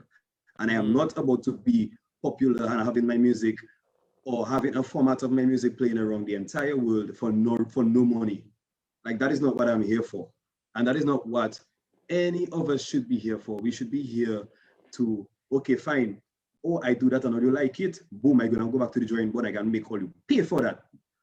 And I think that is where the issue lies, is the idea that these lives and these things are not commercialized. And even like that, I say, it comes back down to production. If you do then say that, okay, I need to take that live in a certain format, and maybe I said some things in the live that I do not want to sell to people, so I will then restrict it from going out to people. I will finesse in the studio, but make sure that it's still presented in the way that the people like it. Yes. And then I will give it back out to them, saying only the things that I want them to hear in a commercial recording, and I commercialize it. But the issue right now is that these lives and all these things are out for popularity, and met plenty DJs and all of them ask me for signal lives. And to be honest, it might be a good marketing tool, but it has to go up to a certain point. I'm not going to let that be my marketing tool for 30 years. I use it to market, and then at some point I have to find a way to make money from it. That's just how it is. I agree with you 100%. I agree with you 100%. Okay. I want to jump in on something there. When you talk about, you see, Shelly, I'll tell you something, something I learn about you, When I listen to you talk all the time and Ting, I realize that the reason why you're doing music the way you're doing it is because you're thinking different from a lot of artists. Just like I say, the way you're approaching music is different. You know what I mean? And I have worked with majority of the artists around here. So just like I say, and I know, and I said everybody's the same, but I think your thought process is different. Just like I saying, so you looking at everything, you're scrutinizing everything that you're doing. You're looking at the big picture all the time. You know what I mean? So obviously your path to success will be very different from the other people or even your predecessors. Just like I saying, you have your own unique path and all this thing, but you're very correct about that. So a live is good, you know, because artists and bands make live all the time, but it's just that they just don't use the live as their main thing. Another thing too, and I think it's okay, in my opinion, I think it's okay to talk about what is happening in public domain. Once we don't go in people's personal lives and talk about what they do with their woman in the night or whatever is the case, we can talk about what happened in public domain. It's in public, we can talk about it. Yep. Right. So let us talk about Triple K a little while. Because, yes, you know why I want to stick on Triple K and we'll get to Ace and lyrics just now. Because I think that what the discussion should be about, you know, by that. We need to talk about those things. You know what I mean? And I don't want to make it look like Triple K under pressure. No, we're just assessing, we're scrutinizing what they're doing in public domain and how it affected the music in Dominica. You check what I'm saying? Whether it be in a positive way or another way. You check what I'm saying? Or otherwise. Right. You see, Triple K, my brother, Triple K now have a formula. Triple K have a formula that, okay, let's go back in the past. You see, in early days of Triple K, when all the lives started coming out, that was a marketing, that was a gimmick, you know. Right? The lives. That was one of the gimmicks Triple K used to become popular, you know, the live. How was that going to be used? The concept was like this. Every jam you have, people coming for big up. Everybody wants to hear them calling alive. Whichever crew it was, why is those girls from Tarish Pit again? The monk boy. Anyway, but you know, that blue, big step. Purple seat, yeah. It have all kind of a different crew. Check right, say orange, all kind of colors. And then it have those I forget the name, man. Anyways, so they used to come to the it was an incentive for them to come to the show. It's more like just coming to the band play. It's incentive. You come and get a big up and it record it. So next time now, you can hear they begin up over there. And they quite quick getting up, you know, you make it get popular. It was a gimmick. You know what I mean? And that worked perfectly like a charm to skyrocket the band. You know what I mean? Should be getting this become popular like that, and like overnight and like some magic, you know. It was a gimmick. You know, right? So we used to record the lives every night. Right? Me and Suki, Jovi and Emmanuel. We used to record the lives every night when Triple K used to play. And after now, next day now is burn CD, you know. Is everybody getting live, you know? All bus driver have that. Yeah, man, you had man. All bus driver, right? And then people hearing their name calling, their crew name calling. So guess what? If let's say now we touch 5 crews in that jam, the next gig, which is next weekend, we're going to have 15 crews in that jam now. You check what I'm saying? And that worked like a charm, I tell you, Daddy. It worked like a charm. So it have its vibe about it. Everything need to have a plan. You must have a plan of action. You know what I mean? And there's a time for it to start and a time for it to stop. I think at some point it should have stopped with them because they became too big using that. I think they not too big, but I think they reached to the maximum that they could have got. You know what I mean? But then now, by that time now, it already done ingrained in them that's how they function. And up to there today, that's why you're hearing so much Triple K lives everywhere. People are customers doing Triple K like that. So whenever Triple K make a song, you know, and apart from, you know, adding to the part that they does change up a lot of stuff, put a lot of new feelings inside of these songs that people don't know. You know what I mean? Yeah, they bring in the musicianship that's coming to it, and the people that really resonating with the musicianship. They cannot. No, another thing too about Dominicans, you know, my brother, we have to talk about those things, you know. Is Dominicans have an idea of musicianship. I don't understand it at all. I don't really get that, you know. They always feel, you know, a song after some kind of big chord, some big chord. Bro, what's the popular progression again, Sheldon? Why is that the 145? Yes. Oh. Daddy, you know, there's a formula for success in the business. You know what I mean? There's a formula. And that I will say, like, that was one of the biggest critiques that Signal got coming up here, because we used to make the music complicated. I will agree. You know, we used to make the music complicated, and lately, by simplifying the music, and that comes back down to even the idea of Triple K, because Triple K has been obviously at the helm of Dominica's music for years, and they are what everybody looks towards for any slightest of inspiration, right? Because to them, that is the model for success. And what is happening is that because Triple K has failed to let go the idea of the lives as a marketing tool and as their biggest product. The live is right now Triple K's biggest product for all these years. Because Triple K has failed to let that go, every other band come and believe that is the ultimatum to success, that I need to get my live out there and I also need to sound like Triple K. Yes, you know, yes. and now the whole country sounding like Triple K. And it's things that we have to just be honest about, because Triple K themselves hasn't taken the step to the next level. So Well, wait a minute, hold on. Let's cut you, Remember now, we have to look at we're gonna go to questions after you and Dada from the I just want to jump in, make a little point there. Go ahead. It's not about Triple K, whatever Triple K decide to do in terms of their personal that's them. But the reason why everybody wanted to sound like Triple K was because Triple K was the standard. You know what I mean? Triple K inspired the most people. It's inspiration. Yeah. Right. So continue.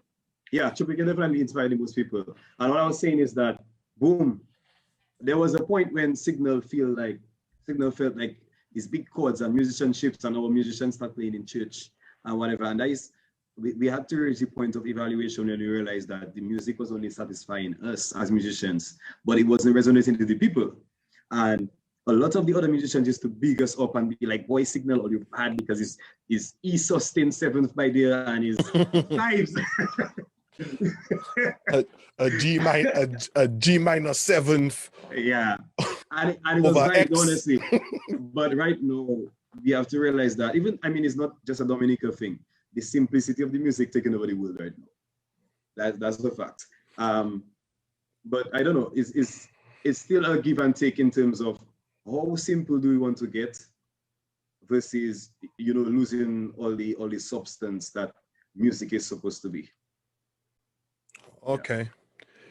Let's move on to some of the questions in the comments. So a lot of you all don't know that one of my co-hosts, actually the brainchild of Talk the Ting, Dwayne George, is a very, very, very talented singer.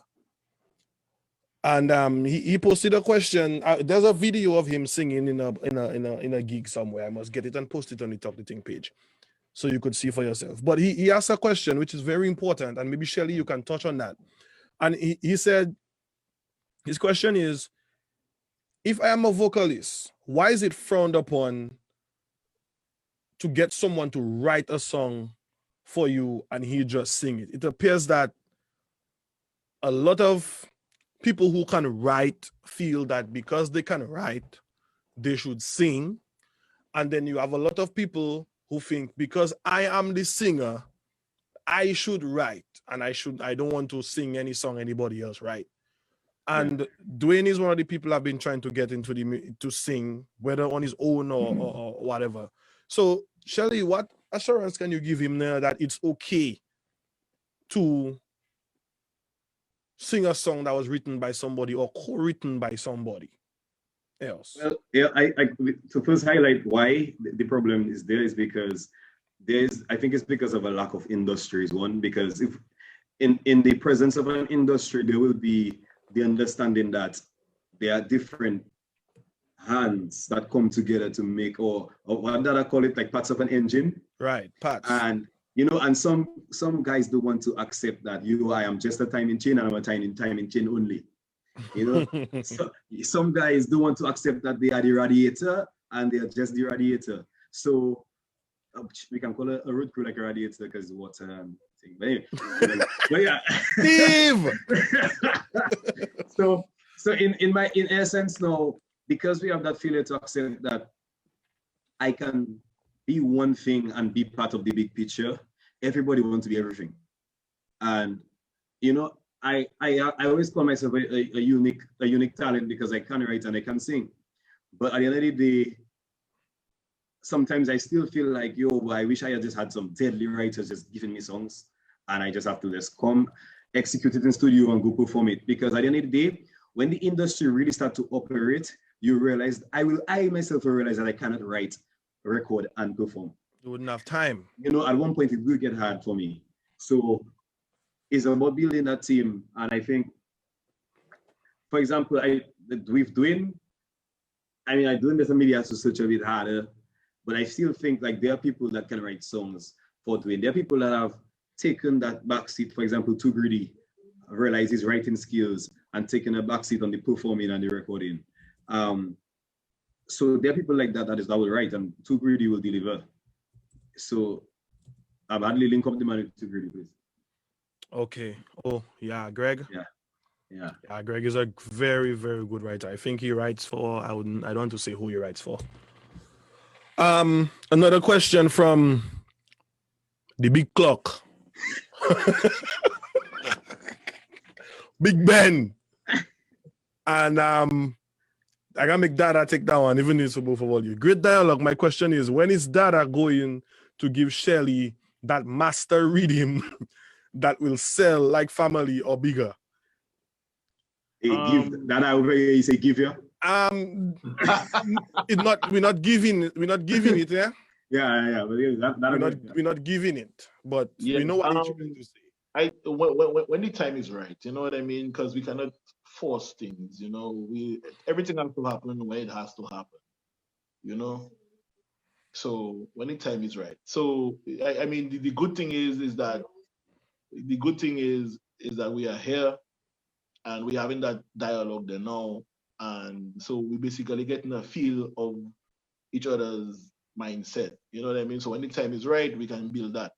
Also, though, to touch on the point about songwriting and songwriters, having songwriters as a singer, you know, everybody has their forte, as Shelly was saying, you know, and that is important. Some people are really good at language. You know what I mean? It doesn't have to be a good singer to be good at language. But we just feel like we like to, I think it goes back to not understanding how the industry functions, as Shelly was saying. You check, so even if you are a writer, it doesn't mean you are really good at using language. Or even if you're a singer, it doesn't mean that you are really good at using language.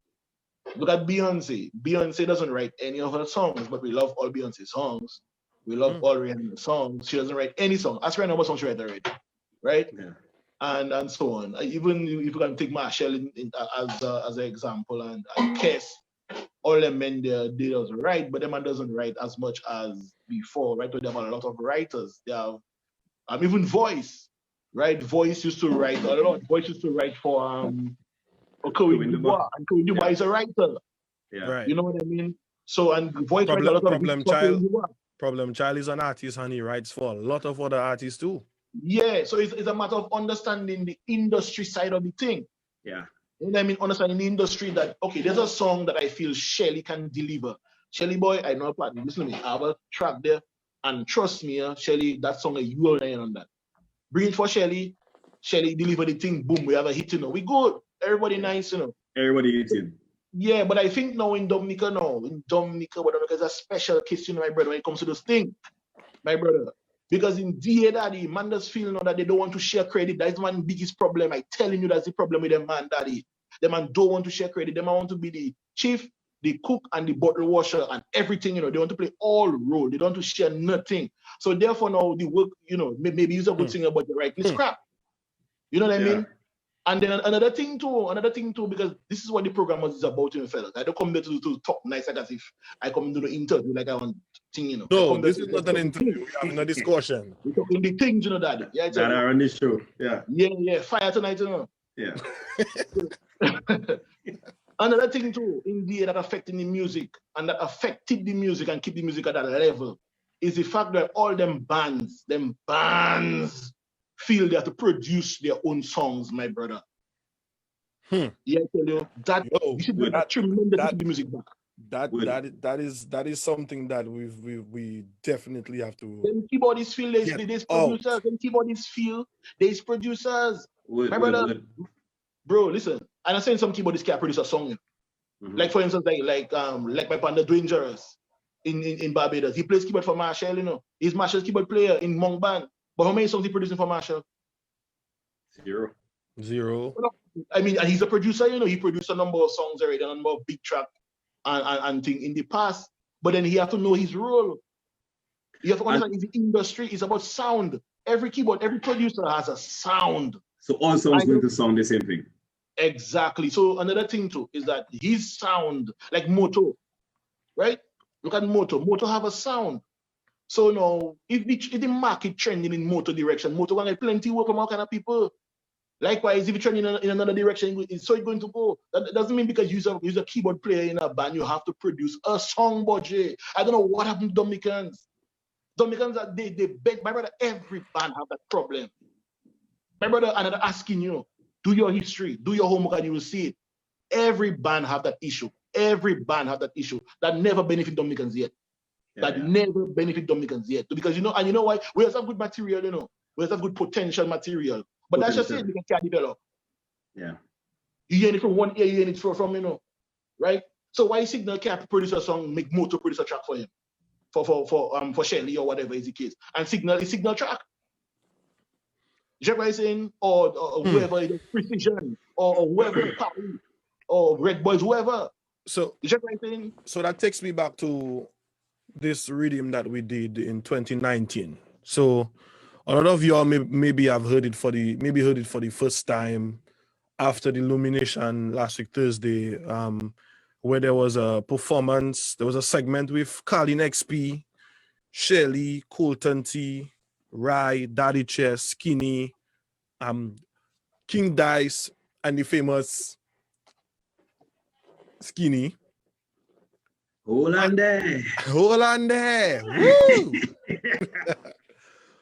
And what you're saying there takes me back to what I dealt with, because I was pretty much the one running the whole scene with Shelly and Brent in the background. And we produced the Champion Rhythm. And it started, how many years before it came out? 3 years before it came out, that's when it started. It started in 2016, came out in 2019. And we knew what we were dealing with, because exactly what Dada said is what we knew was happening, where fellas don't really want to touch something when they were not the ones who created it in the first place. Or the guy that they normally work with didn't work on it. They don't want to touch it. And that was very challenging, because after the rhythm came out, then we started getting calls and messages, private messages, or even under the songs. Why only didn't put that person on the rhythm? Why that person not on the rhythm? Why only don't check that person? And the reality is, we did. We did check that person. We did contact that person. That person actually told us that they were working on a song until they found out who was part of the project. Or they maybe just told us that they were working on something just to keep us hanging, and eventually we had to move on. But now, look at what the rhythm did. Look at the effect that it had through Colin has the most popular song on it, and thank God for Colin performing Boo Your Army during her musical therapy, because I say it publicly, I always telling Sheldon, I don't find he performing his song enough with Signal. Right, Shelly? I can say that publicly. Yeah, I was telling you the reason. Always giving you a fight. Yes, you have your reason. But sit down. I always telling him, bro, you doesn't perform your song, and quite honestly, you can perform it by yourself, because I see you sing Skinny song, Skinny verse. Yeah. Under the circumstance. Yeah, but you knew it.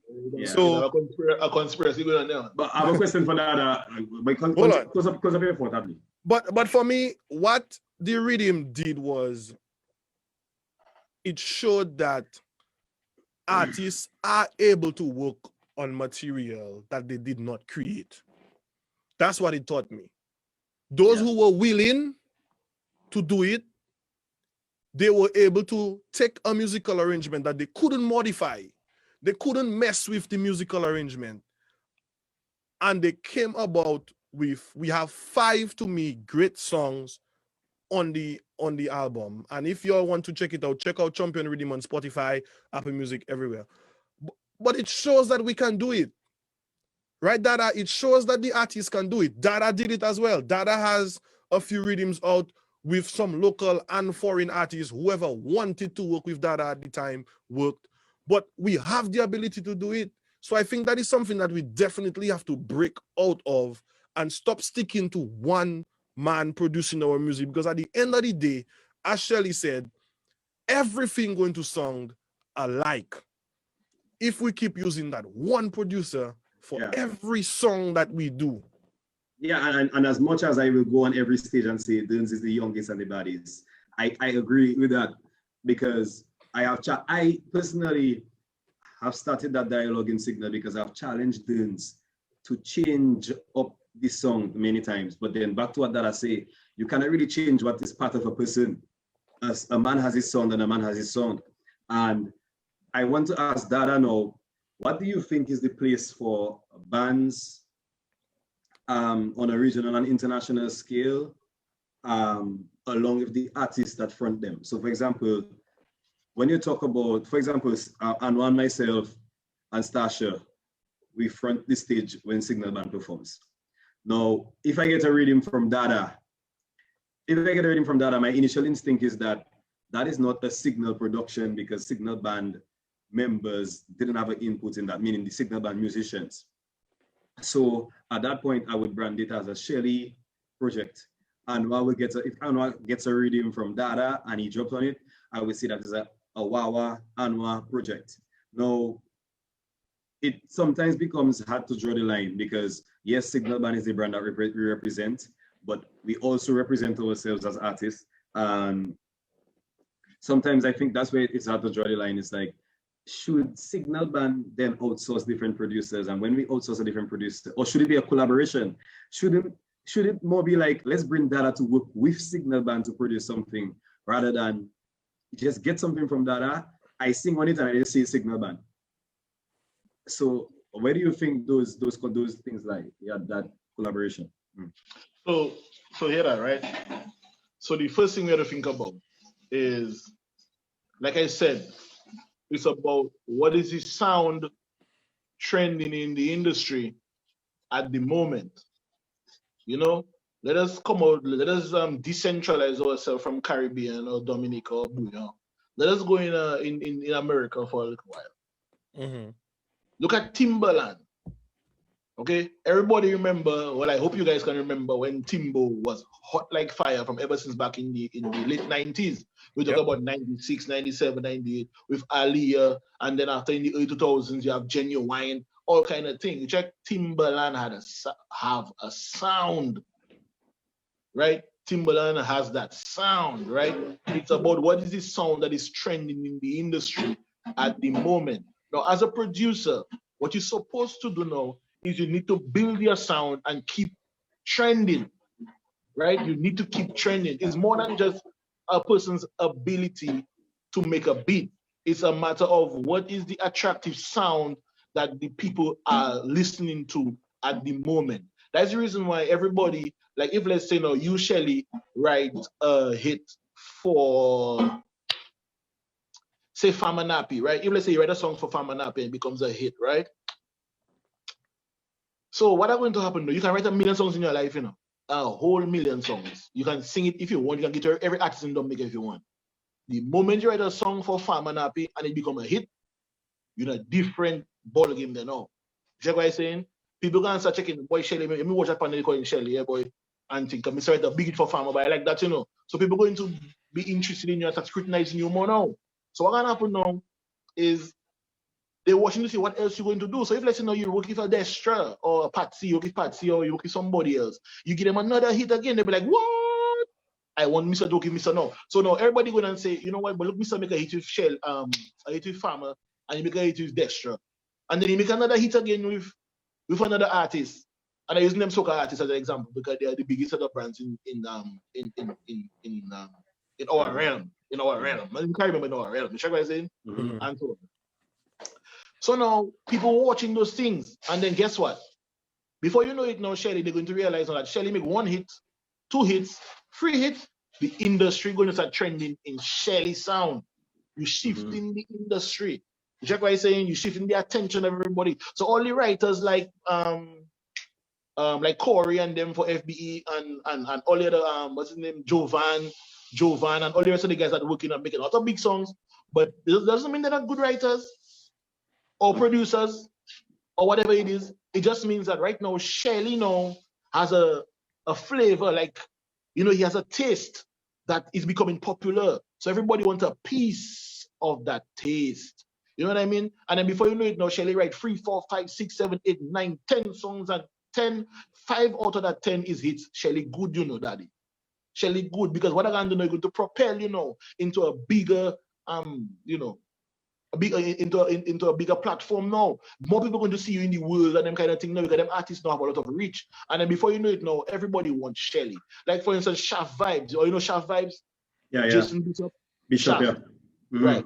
Shaft, come on, Shaft work speaks for itself. Shaft write Ducking for Father Fox. He write My Home for Farmer Nappy. As a matter of fact, majority of Farmer Nappy's recent big songs is Shaft own. Shaft wrote them. Backyard Jam too. Yeah, he wrote Lucy, he wrote Backyard Jam. You check what I'm saying? So Shaft now is reputable. So guess what? The industry now has always been trending in that direction. But guess what? It's of another writer. His name is Problem Child. Right? Problem Child has been writing hits for Patrice for years. And I say for Patrice, you know, because he was writing for everybody. It's for Patrice for years. As a matter of fact, some of Patrice's best songs is Problem Child write it in her life. You know what I mean? But then guess what? He also wrote the Pops Guitar Rhythm, the whole Pops Guitar Rhythm. The kickstand rhythm too. He wrote the kickstand rhythm. You check what I'm saying? But in the Pops Guitar in particular, let's talk about the Pops Guitar. Pops Guitar give Marshall the biggest song of the carnival last year. You know what I mean? And Marshall Montano is not any brand, you know. Marshall Montano is not any brand. In my opinion, I think Marshall Montano is the biggest artist in the Caribbean. You check what I'm saying? Based on what I've seen. Right? So when you give Marshall Montano the biggest song for the whole carnival is the maker, you know, daddy.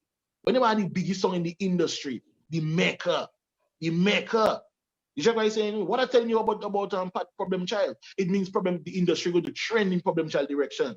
Again, you check what I'm saying? Because he have a lot of hits under his belt. The man has been consistent and those things. That is what it's about. So it's not about just writing a song or being a personal rhythm, you know. It's about what is trending, what direction things trending in. Because for instance, if you look at a producer like Moto, right? Moto has a sound. Dada has a sound. Precision has a sound. Parry has a sound. Family now end up shifting the industry into my direction. So after we make Family, it's like everybody in the world wants Dada, you know, everybody and the nene, you know. You check what I'm telling you? Because Family is the biggest song in the whole industry. Family, as a matter of fact, was rated the biggest soca song of the decade, you know, Rasta. You know what I'm telling you? Family is already being regarded as a classic, you know, as like the song with Marshall and Destra, Carnival in TNT. That's how people checking that song down there, you know. So whilst we in Dominica now, worrying about a rhythm, Dominicans don't see that it's like Dominicans seeing 1% of a whole 100% industry, you know. They're seeing 1% of that, you know, daddy. You check what I'm saying? That thing is much bigger than Dominica in the Rasta. So that's why I want to put emphasis on the fact that I'm not saying a keyboard player cannot be a good producer or he cannot make great songs. It's a matter of what is trending in the market. Right now, Dada trending in the market. So one of the things that helped Dada to trend was the fact that Dada win a lot of Soca Monarch titles in them islands and road match. That's a fact. So now guess what? Everybody know Dada brand become big so because why? They say, but when you keep Dada, you're going to win. Everybody want to win. Everybody wants to win. Name a person that don't want to win something. My brother, everybody wants to win, and they will always work with the best. That is another thing I cannot understand with Dominicans. Hold on, you know, Hadi. Hold on. You check what I'm saying? That I'm tired. I want to say for a long time. I'm just saying for a long time, like Marshall song. You check what I'm saying? You see, my brother, you see, DA, my brother, first time I see people that don't win, so you know. I have never met another people in my life that don't want to win like Dominicans. You know. Dominicans don't interested in winning at all, you know. The winning is the last thing on their mind. So what they want to do now is leave you there now and Guaye and Kani. You check what I'm saying? And then no, you know have all your time to just go away and get afraid away for them. No, my brother, as a winner, I have to go and seek greener pastures for my thing. I have to go and see if I can breed my thing and plant different seeds, my brother. I have my life to live too. And at the end of the day, no, ultimately Dominica that can look good, you know. You check what I'm saying? So here what's going on. Yeah. Soca Monarch is an important thing for the industry. I keep saying that for a number of years. When them I wanted to do Booyah Monarch, I don't just jump on different things, you know, but I try to make all you understand that I wanted to get to that, you know. I wanted to get to that. So let's slow down a while and we're gonna get to that. But Shelly, the question you asked a while ago about considering your work, Shelly, your signal. Let us just take Kes. I was just going to say Kes. Kes is a very good example. Kes will do songs on all rhythms out there. if Kes has 8 songs for the carnival season, 3 of them are on rhythms. 3 of them, yeah. You understand? 3 of them are on 3 of them are on rhythms. But where does he perform those songs? Does he really perform? How often does he perform as Kes? Yeah. You know, how often? What I see is Kes creates, Kes the band plays. Right. He creates and the band plays. Now, that talk about winning you bring up there, that is something that I have to touch to, because in 2016, the first ever Bouillon Monarch was held. It took place in the forecourt of the stadium. And while I was disappointed with the turnout, I was happy with the show. And I felt that maybe the organizers of the show and maybe the people who take part, it was just a dry run, and next year will be greater and whatnot. It gave me a nostalgic feeling of Soca Monarch. You know, when we used to have Soca Monarch in Dominica in the stadium or Newton or Pottersville Savannah and whatnot.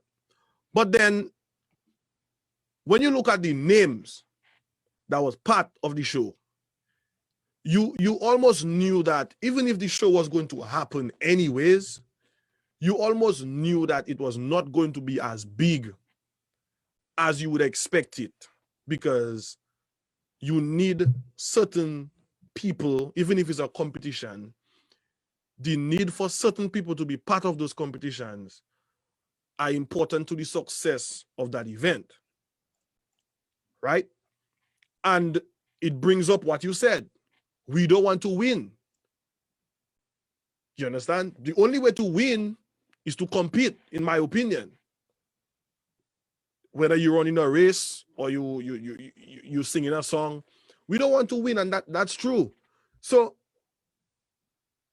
how important has winning the Soca Monarch competitions in the Caribbean been in relation to the success of the winners of those crowns? What can you tell us about that? Yeah, well, first of all, the Soca Monarch competition is what measures the we'll say the progress of the artists for carnival or in the soca business. Check what I'm saying? No, we have to go back and look at the fact that Soca Monarch comes from Calypso Monarch. You check what I'm saying? It's the same exact formula. You know, as a matter of fact, you mentioned earlier that Calypso and Bouillon is the 2 biggest music in Dominica during Carnival. However, Calypso seems to be the one eclipsing Bouillon all the time. Mm-hmm. Yeah, let us go down in it now. The reason why Calypso keeps eclipsing Bouillon every time, and it will continue to eclipse Bouillon every time, is because of the Calypso Monarch competition. Yes. Because wherever there's rivalry, there is interest. You know that there's a king dice, and you have to vie for the crown or defend his crown. You dice build fans, dice have, there's interest in competition. It generates a lot of interest, my brother. You know what I'm telling you? Bouillon doesn't have that mechanism. That's the reason why there is Bouillon bands. For instance, first of all, that's the reason why only one band can really succeed at a time in Dominica. That's another reason why it's one band that can succeed at a time in Dominica, right? When it comes to Bouillon. Bouillon doesn't have that mechanism in place where they can measure each other. You check what I'm saying? And then it'll help you to grow. Number one, competition helps you bring out the best in you. That's what it's supposed to do, right? It's supposed to help you to improve from song quality to songwriting to everything, performances. It make you a better performer. Hold on, stick up in right there. Mm-hmm. Dominican artists, who they watching? Soca artists as their thing, as their mentors when they performing, right? That's what they say. I mean, what they say, you doesn't hear them? When they come on the stage behaving like, and they have towel, and who bring towel flinging in the air? People Yeah. It's in Soca Monarch. You check what I'm saying? Right, where think them come on Super Blue? That's where them thing come from, my brother. Dominicans didn't create that, daddy. They just follow in. So why do you think they see it as something that is important? Because of Soca Monarch, the same competition that they themselves don't want to go into. Right? So that is why now, okay, let's move forward. I don't go back in that. But the competition is important because if you win a Soca Monarch title, then now it gives people, it makes, just like the types of Monarch title, it is prestigious, You get what I'm saying? It is prestigious in and of itself. And then there's a road match. Why do you think there's no Booyah road match? I see they coming with all kind of a makeshift Booyah Monarch, Booyah road match. My brother. Dominicans crazy, my brother. Let's cut the crap, Let's cut the crap. It cannot have no makeshift Booyah road match, It have to have a Calypso road match, You know what I'm telling you? Soca now just happen to be a form of Calypso. Do you know that in Dominica Calypso competition, you can register for Soca song? They don't know. I didn't know that. I didn't know that. We'll check it's in the Calypso Association. We can get somebody like Observer or Hunter or anybody to come and explain that. It is on the paper. I see it myself already. You could use a Calypso or Soca. It is there. I read it myself to be a part of the competition. So technically, when they have, that's why you never see a Booyah song in Calypso competition. So a person can say, but Booyah and Calypso are different. They are in their genesis, but Calypso and Soca is not different, exactly. They use the same mechanism. You check what I'm saying? So therefore now, because the mechanism is already in place now, it have a clearer path to get to success. Booyah is very murky. Booyah, you never know what you're going to get, So when them man do Booyah Monarch, and then you have the issue where the bigger artists and them and groups and those things don't want to compete. But how can you blame them too, Think about it, because you have to look at both sides of the coin. Can you blame them for not going to the competition? As a patron, would like them to come to the competition and make a good show for you. But to them now, if they go and they lose to somebody in their mind that is lesser than them, that can damage their brand, You check what I'm saying? That can damage them. So now they're now taking the safe route out, which is just to decline altogether. However, if it's a Soca Monarch, they realize that Soca is greater than all of them. So they will always join the Soca Monarch. And it's true because I remember doing Soca Monarch at least 3 times in Dominica. And let me tell you something. These same people who will not step into a Booyah Monarch competition, who call themselves Booyah artists, they were the ones as the competing in the Soca Monarch competitions and putting on the most massive performances ever. And I just find it strange that you would not want to. So can we call it Soca Monarch and still do Booyah and maybe fellas will feel comfortable? Hardly. That's what exactly it is? That's exactly what I told the organizers of the Booyah Monarch. I tell them, man, bro, I had a meeting with them, man, before the first show. I tell them, man, guys, I understand all you in that whole frenzy about Booyah need to get this and Booyah need to get its own thing and Booyah need to get that. My brother. Dominicans are crazy people, daddy. They don't understand that business for nothing. That's why they're making no progress, Like I said, we've seen 1% and there's a whole 100% to see, You check? No, I tell them, man, my brother, we can do, it will be more beneficial in the long term to do the Soca Monarch and push Booyah inside it. You check what I'm saying? So the artists come in and put Booyah inside there. And another point out, the incentive will be bigger because the incentive is then to be part of the Soca Monarch competition, the international Soca Monarch competition. How you mean, daddy? That goes, I tell them, man, all that. I break that down like a science for them, man, I tell them, man, bro, you have to understand number one. We have to look at the Soca Monarchs and them in the region. They all correspond with each other. Bunji Gal is going to come in Dominica and compete in a Booyah Monarch. He will never do that. I can ask a question there. Question. So, are we eventually going to get into a position where Booyah music becomes somewhat of a subgenre of soca in order to really get us out there. For example, Vinci have what? Soca. No, what do they call it? The bashment, they call it. Is Vinci a bashment? No. Bashment is Barbados. Vinci is Raga. They have Raga and they have power. It's the same soca they have. It's power. And yeah. Right. No, but I talking about the subsets. You have the style, you have the Grenada have jab jab. Yeah. That's what they call it. And then St. Lucia has the Dennery segment. Yeah. They're still holding on to their Dennery segment, but when it comes to selling it, it's being put because for some reason I feel like as if while we like the bouillon thing, after having some conversations with you, Dada, I find you making a lot of sense when you say that might be the way to get it out there as quick as possible. Yep. It doesn't mean that we're going to forget the word bouillon, because these guys will still let you know is Dominica that style come from and is bouillon. Just like how they will tell you the Dennery segment is Lucia, and you will still hear jab jab. Fellas will still sing about jab jab. Yeah. But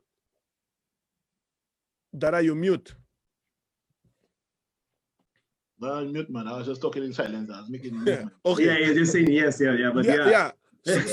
So and the discussion we having is the way forward, right? So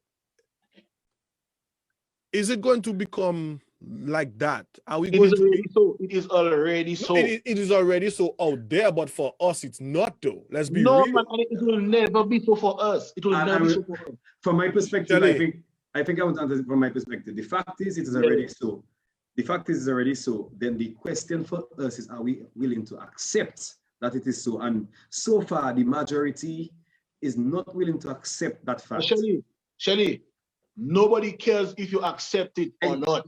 They don't care, but for sure, they don't care because soca will go on. Shelly, Dominica has 70,000 people. And I agree with you. Don't forget, almost 2 million people. Yeah, the whole Caribbean as a whole that consuming soca music is millions. Yeah, what I'm telling you? So it don't have an issue if whether they call it bouillon or soca and things. There's a little segment talking about that. Yeah, so it doesn't matter to them. And nobody cares. So what I'm saying is that I think right now as artists in Dominica, bouillon artists, we need to self-introspect and realize that is either we get to the program or get out of the program. Exactly. Somebody have that in a somebody say that in a song there. Yeah. And to me, that in a song. Whole song. So what I'm saying is, I think some of us are unwilling, but I think the people, our unwillingness comes with our misunderstanding of business. And that when that I say the word business a lot, you just stress business, and I think once you understand business, because we see it happening with name brands across the world, you see the merge of Nike and Puma and all these people, because there's a better brand to represent it as an umbrella, and everything else sit down under.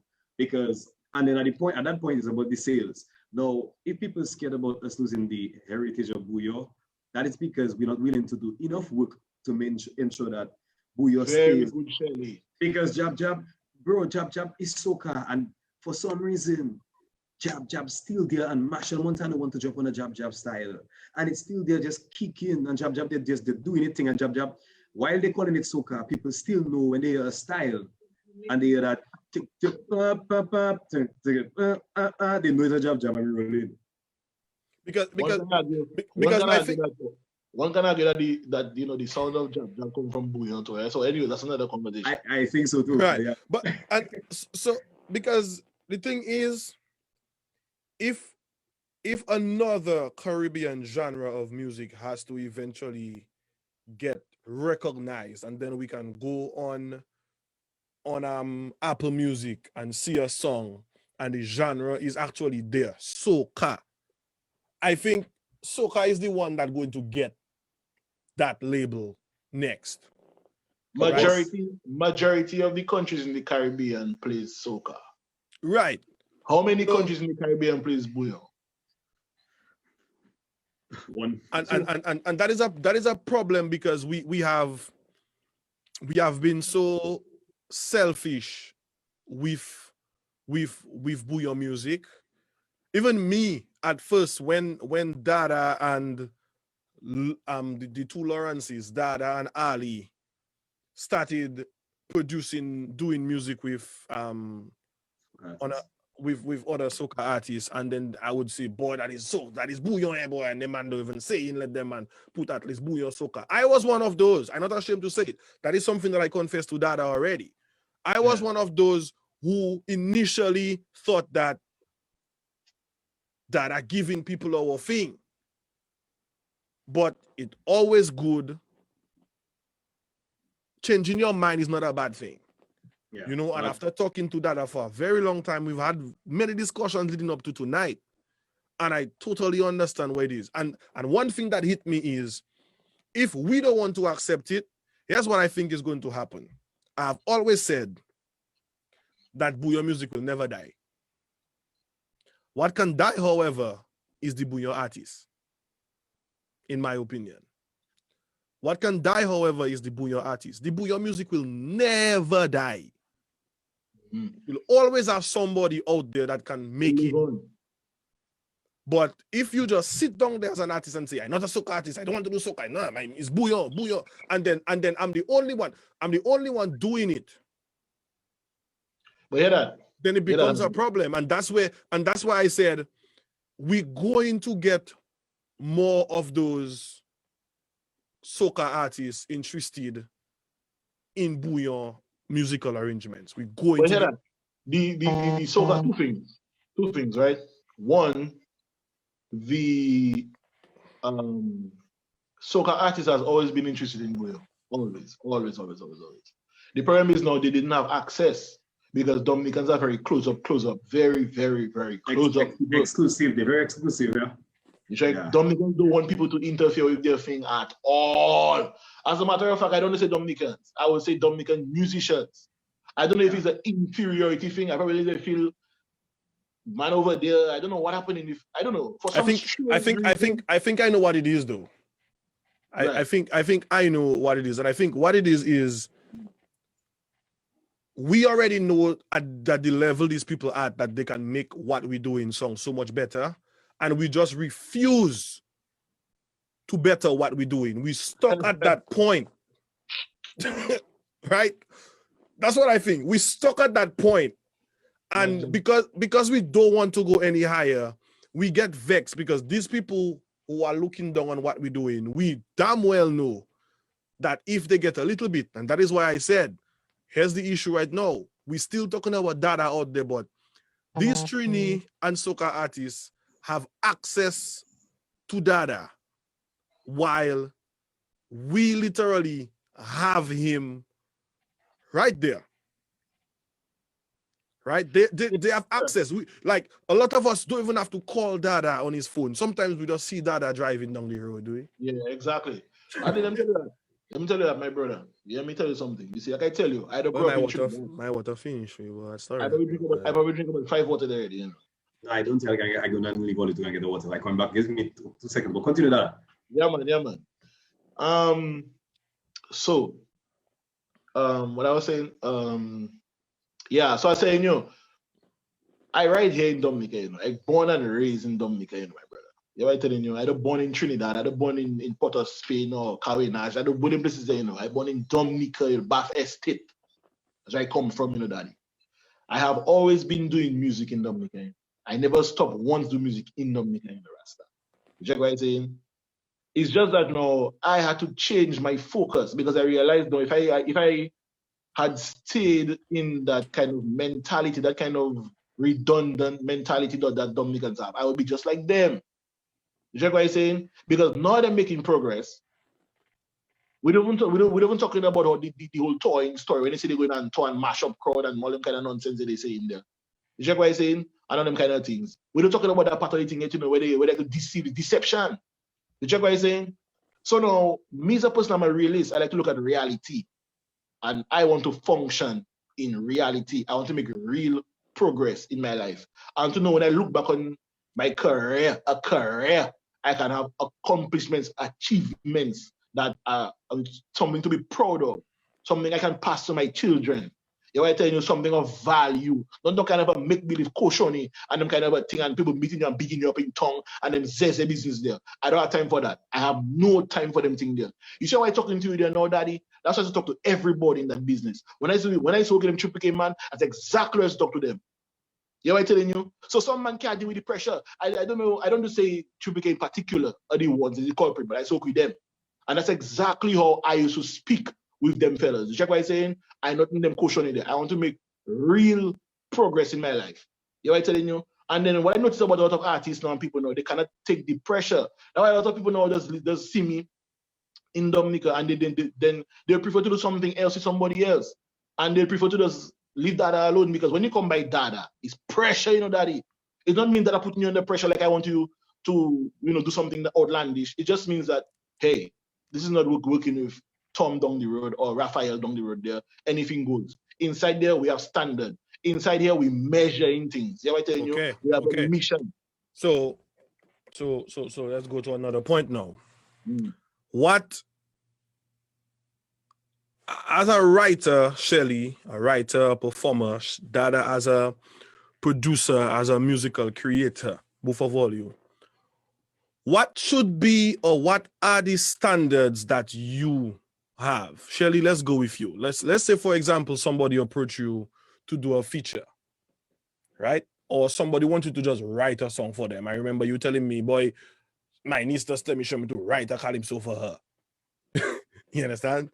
What are some of the standards that you have that you think that works for you that others can pick up? Because at the end of the day, when any of you all work on a project and you put it out there, you don't just put out a song. You put out a stamp of approval that is now going to be measured against your reputation. It's going to affect your reputation as an artist, as a producer, as a writer, as a singer. So Shelly, let's go. What are some of the standards that you have that you think can benefit every other artist in Dominica, in the music industry? Well, number one, those standards never, I think I am the secondary beneficiary to the standards. And even in that case, whatever that standards that Dada sets for himself, you'll be the secondary beneficiary. And why I say that is that, for example, one of the main standards, you want me to write a song for you, I need you to understand that this song is going to be registered, and because I want to gain a copyright. Because a lot of people come to you and ask you, how much you charging me to write a song for you? And sometimes you don't realize that the importance is not how much I charging you. What more important for me is how much I'm going to gain over a lifetime. Because the how much I charging you question is about you telling me that you want to give me $350 to write a song for you. And I'd be like, bro, like I don't really concerned about that. Is how much I'm going to create over, how much you're going to generate over a lifetime. You know, and I even once I asked Gordon Henderson to write a song for me.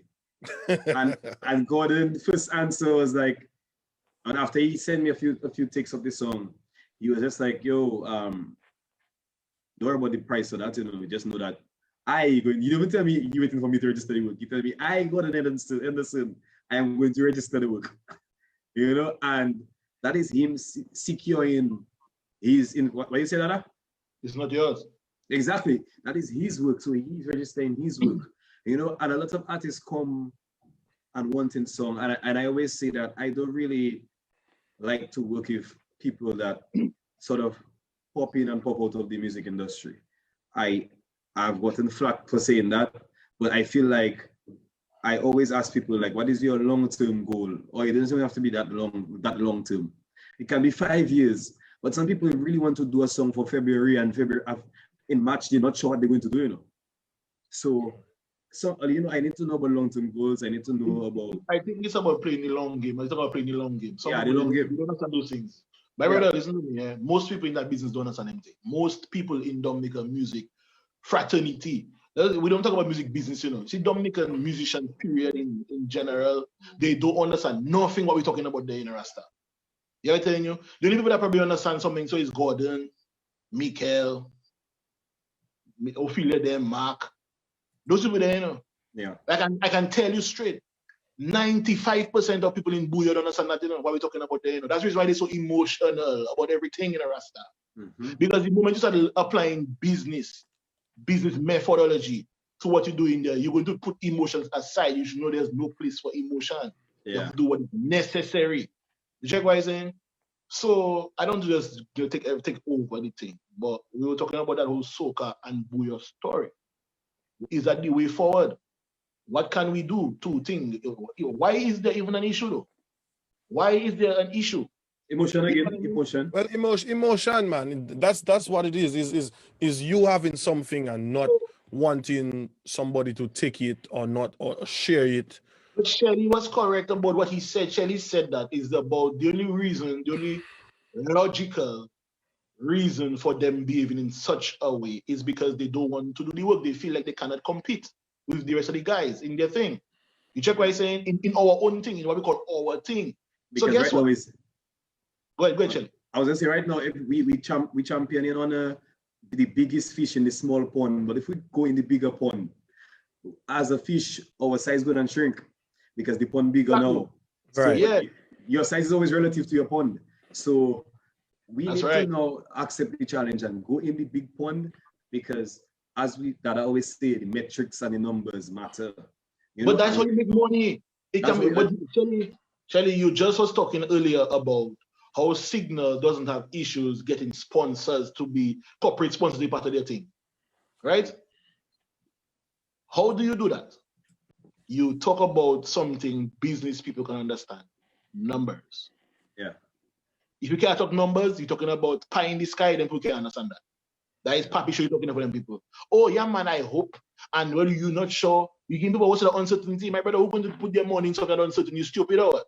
I try to do that. Yeah. No, nobody interested in that. You have to show people now how you can measure that. Then they'll be okay, you know what, realistically speaking, okay, I can see that. And that's the thing. Too much of that fantasy going on in the music in Dominica. Bro, reality is this, right? Dominicans not going to bring Booyah where Booyah want to go. Facts. Whether Dominicans like it, they don't like it. Whether they vex, they can chime. Oh, Dada say that. They can take how much meme. They can do all kind of caution. I don't know if they rasta. It will remain. Dominicans are not going to be the ones to bring Booyah where they want to bring it. They say to the world, right? How you can bring it to the world and that's what you're thinking? The biggest Booyah song in recent history, arguably, is Family. Not Dominicans are singing it. So, how you seem to have the formula, Dada. So, I like to turn the tables every now and then. So I'm going to turn the tables on both of all you. And I'm not going to tell you what to do, but you know from working with a lot of those artists, you know what to expect. You know what it is to make a hit. Absolutely. You know what it is. So a lot of people, I saw somebody ask that when Dada going to do something. So in the near future, we hope to see something with your name on it and an artist at home that meets your standard though, not just any artist, meets the standard that you have set for yourself or that not even you have set it for yourself. To a certain extent right now, your work has now, your recent work has now set a standard for you to keep up with now. Yep. Because there's something called a one-hit wonder that you don't want to be. There are many hits, my brother. Right. No. I'm just saying, you don't ever want to. Somebody can put out a deadly hit, and then if they don't. No, I'm not talking about you. If they don't stick up to that level, then they might drop, and that is where I'm just saying how one-hit wonders are formed. The person forget the formula of that hit, and thing. So I think that's something that we want. Shelly, in your capacity as president of AMP, I don't know how easy or difficult it is going to be because a lot of people might just watch you like, you are, Mr. Yeah, he's president, but the signal band, Mr. Shelly, that there. I think you have an enormous task at hand to actually, all the thoughts that we have and all the ideas that you have, to get them into something tangible and something that we can see in the music.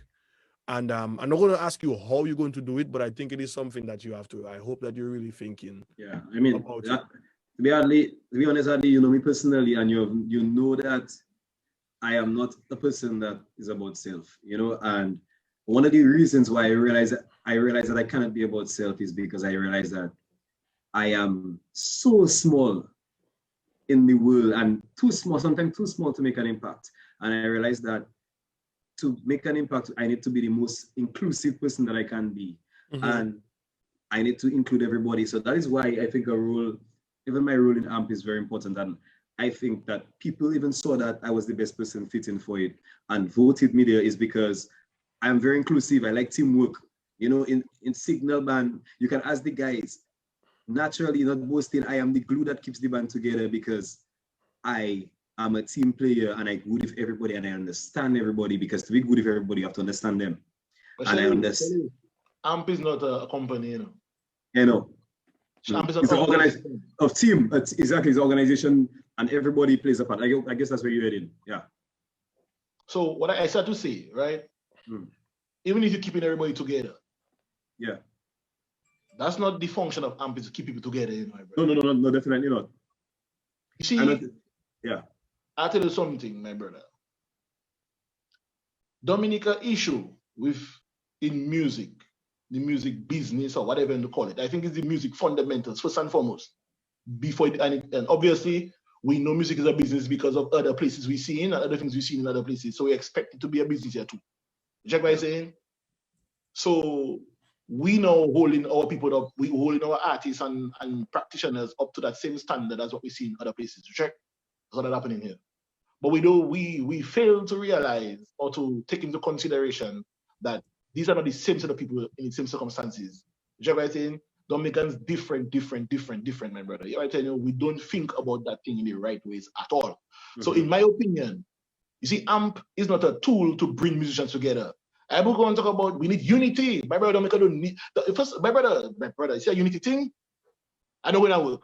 No, I don't use that word again. I mean, I finish that word. Yeah. I'm saying that now for the audience. The audience. Unity is not going to work. I don't use that. Yeah. People always on unity. We need to come together. Come together to do what? It's just like when they ask Bungie and Marshall, they ask Bungie, why are you not collaborating with Marshall Montano? Why you and Marshall doing something? But you have Bungie responsible for what? Yes, why should I? Yeah, why should I? Do that? What is the point? Marshall ain't scene, I'm scene. We checking our scene. But at the end of the day, no, look at that. I'm not sure if Marshall Montano part of any association in Trinidad. Neither Bungie, you know. You know what I'm saying? But they still exist and functioning and making a lot of money. Right? So it's not the organization that can make you make money, you know, Daddy. It's your perspective and your perception of the business. Right? In DA, my brother, we always want something to save us from something else. We never want to do the work for ourselves. We don't want to get our hands dirty and go and say, okay, you know what? Let's get to the point. Let's get to the work. Let's do the thing. Let us pick to the dumb boy, man. Let we do the thing. We don't never want to do that. Instead, when Shelly make a song, because we are accustomed of getting all the attention all the time, maybe the tables turn a little bit. Probably people tired of you. Who knows? They listen to Shelly a little bit more than you know. You start to hit on Shelly. Oh, Shelly, never is this, that. You and Shelly used to be tight. How come all of a sudden, no, because you're getting the attention now, Shelly, all kind of eat dog, cat, sheep, good pig. He's all kind of animal. You check what I'm saying? It's jealousy. Jealousy that causing them problems there. You check what I'm saying? And it doesn't mean in Trinidad or in Jamaica doesn't have man having the little rift and their beef. But it doesn't, I have never heard Bounty Killer say don't buy Beanie Man CD. And I've never heard Beanie Man say don't buy Bounty Killer CD. Them men war for 20 years, you know. See, I don't think that. Oh, it's so much about it. You reckon you never hear it.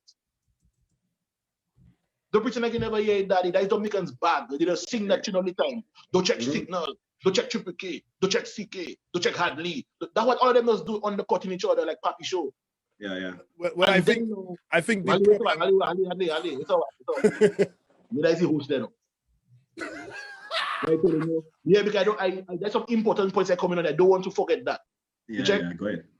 Daddy, to my quiet, to my knowledge, based on my research, I understood Dominican groups used to tour like in America and other places, getting like 15 grand a show, US. You know what I'm telling you? Then now, all of a sudden, now it had that situation where some bands start saying, you know what, we will take $2,000 to come up. And in some cases, they even say, no, we'll come up for free, just pay our flights. Any kind of a rubbish that was going on in the business, and also that just destroy the business, that decalate. Now, Dominicans always talking about what is happening in Trinidad, and all the money. When you have big artists in Trinidad getting $60,000, $70,000 US for them to come alone, they are a DJ alone, 70,000 US. Yeah. Right? In some cases, 150,000 US with a band. 150,000 US with a band. You check what I'm saying? How you think they end up reaching there? They didn't born at $150,000 US. No. It's a process, they build it up. But apparently, Dominica used to be on that same trajectory going up too. But guess what?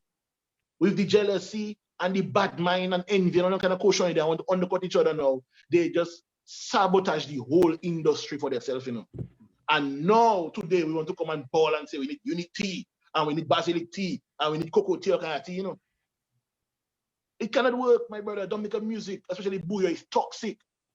Dominica has inherited Bouyon, that toxic vibes about it, It's not us that make that so, my brother. We inherit that one, and that's the elephant in the room. Nobody wants to talk about that. Nobody wants to talk about that. But that is the problem with everything in the music. Is the whole toxic nature of the thing. Why have very toxic though? Why have the vex with Signal? Why have the vex with Hardly For? Because Hardly do this. Hardly do his thing. Hardly is like me. And I think what is it? And you have to look at that song of Voice. Voice had this song, and Voice saying that there's room for all of us. If you have to look at the basket of soca artists versus the basket of Bouyon artists, there's nothing to compare. Yet still, everybody working. The stages Marshall would perform on, Voice would maybe have to work a little bit more. Come on, look at Farmer Nappy. Farmer Nappy in the business for so long, and he only know one soca monarch. Did he ever give up? Yeah. No. What soca monarch did right now, Farmer Nappy price go up. No, instantly. Yeah. It was gone up. All the way up. Gone up. I saw people come for the and you see, and that's what the competition does. That man price maybe double by just winning that crown. That is what the competition does in Trinidad. Yeah, man. You understand? And it's something that I always say when we talk about we're very divided. Unity not going to work. And in my case, I think what's going to save what the future is when certain people are phased out, and those to come have that mentality that we're trying to spread right now. I do. Yeah. You understand? And hold on. It's something that I've been saying privately for a long time, and I'm gonna say it. The leaders of the Bouyon music, the music industry in Dominica, Bouyon, if they are to remain the leaders, then those to follow, in my opinion, are doomed. Doomed. 100% doomed. I tell that to Cornell. I said, Cornell, I'm sorry, but you see all that work Colin doing there, my boy. You see, if the people who we consider to be the leaders of the industry do not step into the world when it opens with a different mindset and say, with in my last few years of that, what can I do to make it better for myself first and foremost, and for the people to come? A lot of what XP doing there right now, a lot of the work Signal doing, and Colton and Trilogy and some of the guys that trying,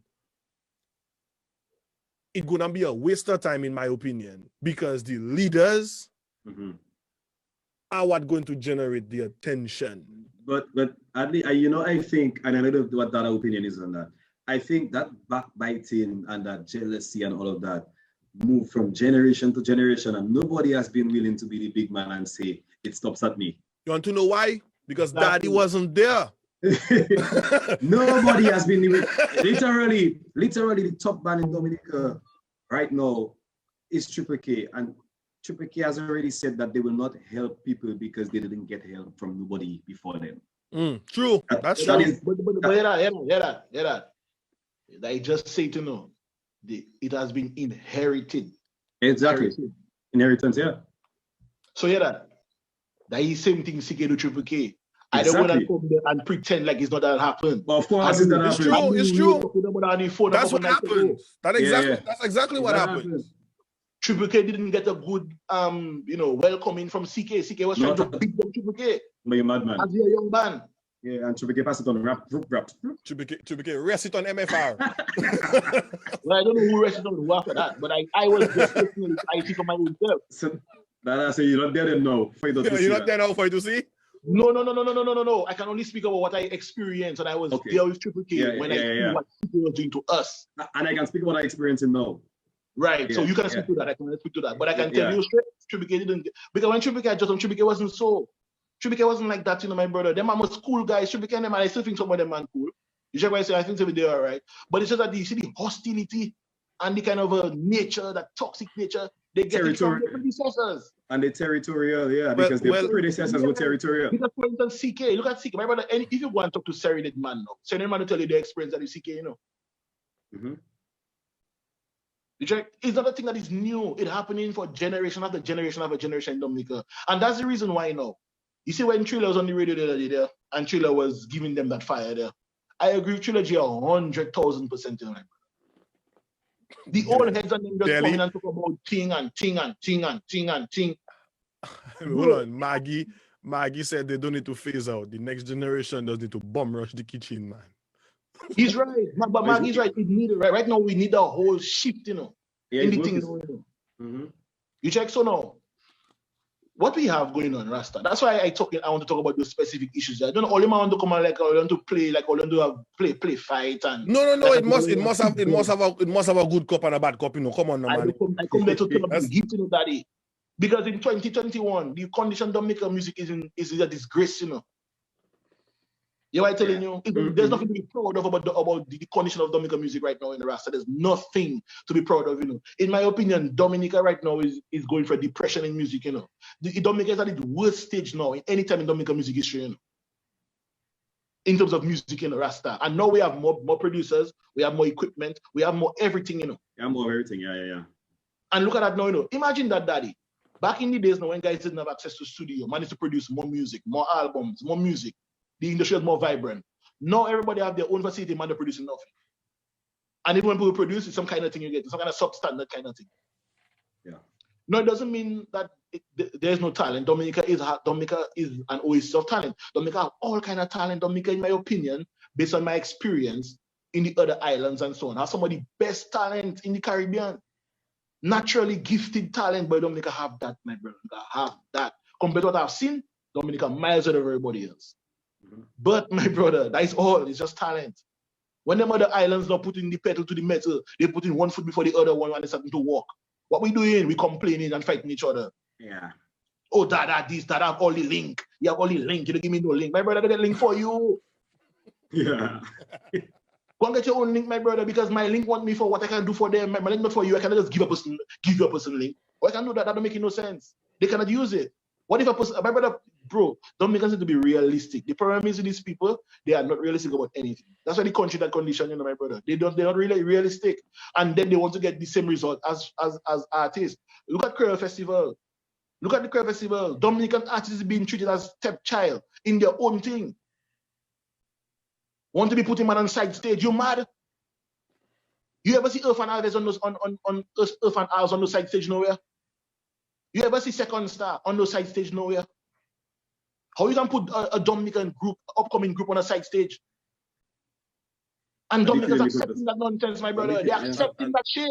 And that's something I always touch on. I remember saying that, like, for example, the last Creole Fest we had, I literally woke up to listen to Triple K.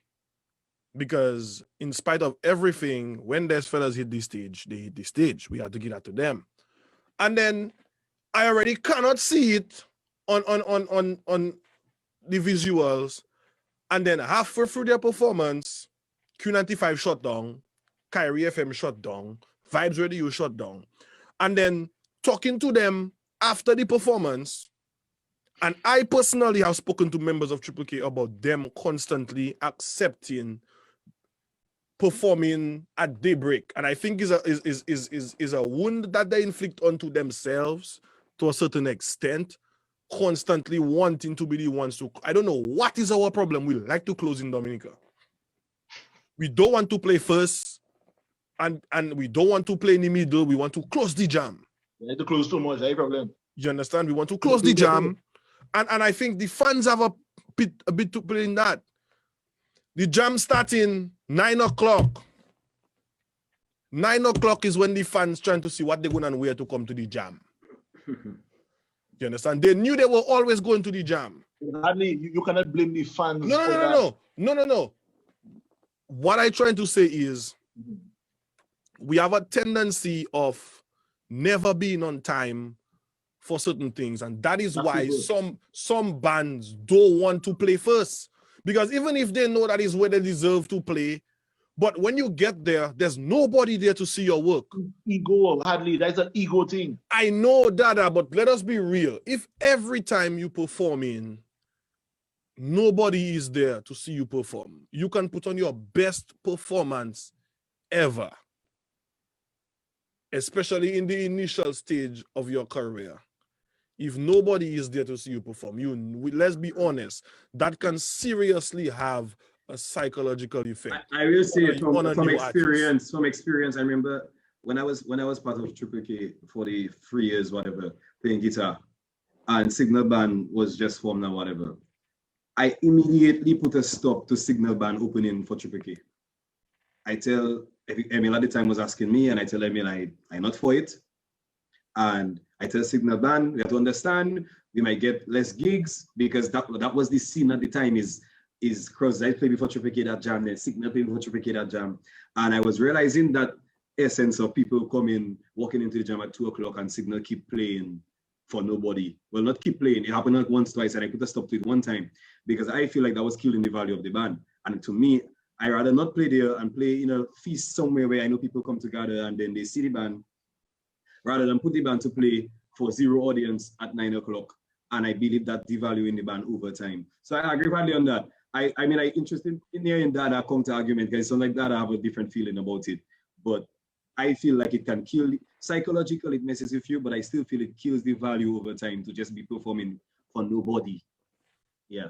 I mean, I know what I'm talking about, because I remember playing with Caribbean Vibes, and that was one of the issues Divine had at a certain time, because Divine was like, yo, we come there and we perform. We come and we perform and we give everything, and people telling us we good, but every gig we come to perform at, there's nobody there. And let me tell you what that causing that though. Again, the people on top, the people who are on top, I hate saying it, but I sure all you know about, hey, what time are you playing? We're playing midnight. Okay, fine, we'll come there for midnight, but yet still there are 2 other bands playing before. And I don't know if it was an intentional undercutting or an accidental undercutting, but that's what it did.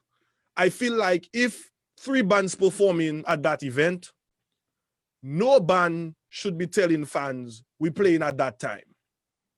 Why not, Hadley? Why? Why not? Okay, here's an example. I've been to countless shows up here, right? Rihanna, most of them. You know what time Rihanna concert starting? 7 o'clock. Yeah. 7 o'clock. Everybody come in there for 7 o'clock. But Rihanna not starting to play at 7, though. Rihanna not starting 7 o'clock is not Rihanna you will see on stage. But how do you... No. And Rihanna also is not going to say, my show starts at 7, but I will be going live at 9. Because you know what it does? Of course, you have an opening act. You want to prepare people for the final act. And if the final act lets people know, hey, we're performing at 2 o'clock this morning, and the final act obviously is the bigger act, some people will not see the value in that smaller act and they will not show up. It doesn't mean that the smaller act shouldn't go and put their best foot forward and perform. It doesn't mean that they should say, boy, nobody not there, concrete jam, I just gonna do my thing and get my money and go. But like I said, it's the psychological effect that it can have on that person. Constantly coming to perform for nobody. And then as soon as I get off the stage, I don't expect everybody to be in front of the crowd when I playing, but to see that people walking into the venue when I don't perform and I leave in, that can mash you up, bro. Let's be real. But that is your problem, Hadley. That's why I try and tell you, the business is vicious.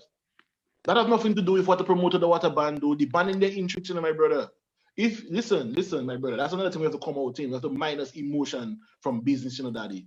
Your job as a band is to create value for yourself, my brother. That is the only reason why you should get a gig. You should only get a gig if you can add value to the show. If you cannot add value to the show, you're not going to get the gig, daddy. That's how it goes. Dominica is the only place on planet Earth I see man getting gigs, and in my opinion, they can't bring 5 people to a jam. That's the reason why now, when Triple K playing at 5 o'clock in the morning, or 3 o'clock in the morning, or 12 o'clock in the night, their fans will come for Triple K. Because Triple K is the one that adding the value. That's why Triple K getting the bigger check. You check what I'm saying, my brother? It is up to you now to build your value now, so you can make people come and meet you at 8 o'clock in the night, or 11 or 10 o'clock. That's a good point, and that's one of the reasons why I stopped Signal, because I didn't feel like Triple K was doing malicious, because I was in the band. So I didn't feel like, okay, Triple K don't want people to come and see Signal Band play before.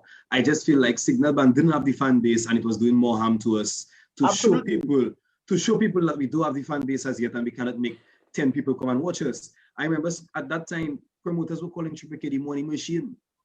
You know, man, I remember checking Big up Tilly one time. I remember Triple K was walking on the stage, and I walking up my guitar, and Tilly say, "That is my money machine, right there." Money machine. So we need to be realistic. It's about being realistic, about the business, that. Yeah, and definitely, I don't blaming. Nobody have to give somebody a chance to get a crowd. You have to earn that. You have to earn that. It's an earning thing, and that's why you have to just hold your head high, and you have to work. Not just hold your head high, you have to work. You have to work, and that is the only way you're going to get that fan. How many artists here give their testimony? How many artists here give their testimony that they play for so much empty venues already? Yeah. And we definitely, that's part of the game. That's part of the game. You have to pay, and you have to build the fan base. Some people play for empty venues and never build the fan base, and then you die at playing that for empty venues.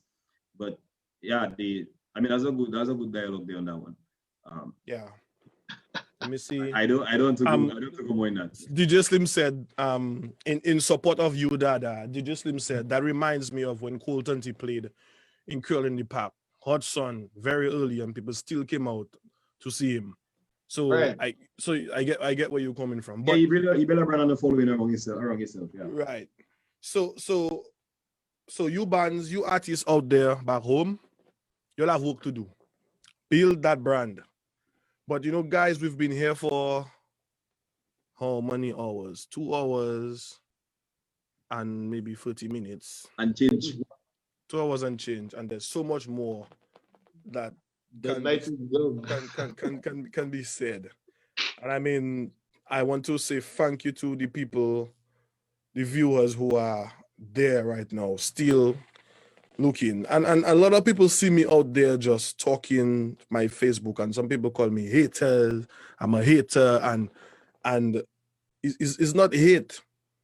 Like, I always come on there, and when I talk, I will definitely point out the negative, but I always try my best to give a positive solution to the negative that I shedding light on. Mm-hmm. And I think moving forward, I'll say that one thing: if you don't want to take that serious, I think it's best you move. I will say that, and who the cap fit, let them wear it, because, like I said, bouillon music will never die. Whether we keep calling it bouillon alone, or we even transition into soca and it being a subset like the Denry segment, or jab or whatever, it will never die. But what can die is the bouillon artist. But I'm gonna say one thing there.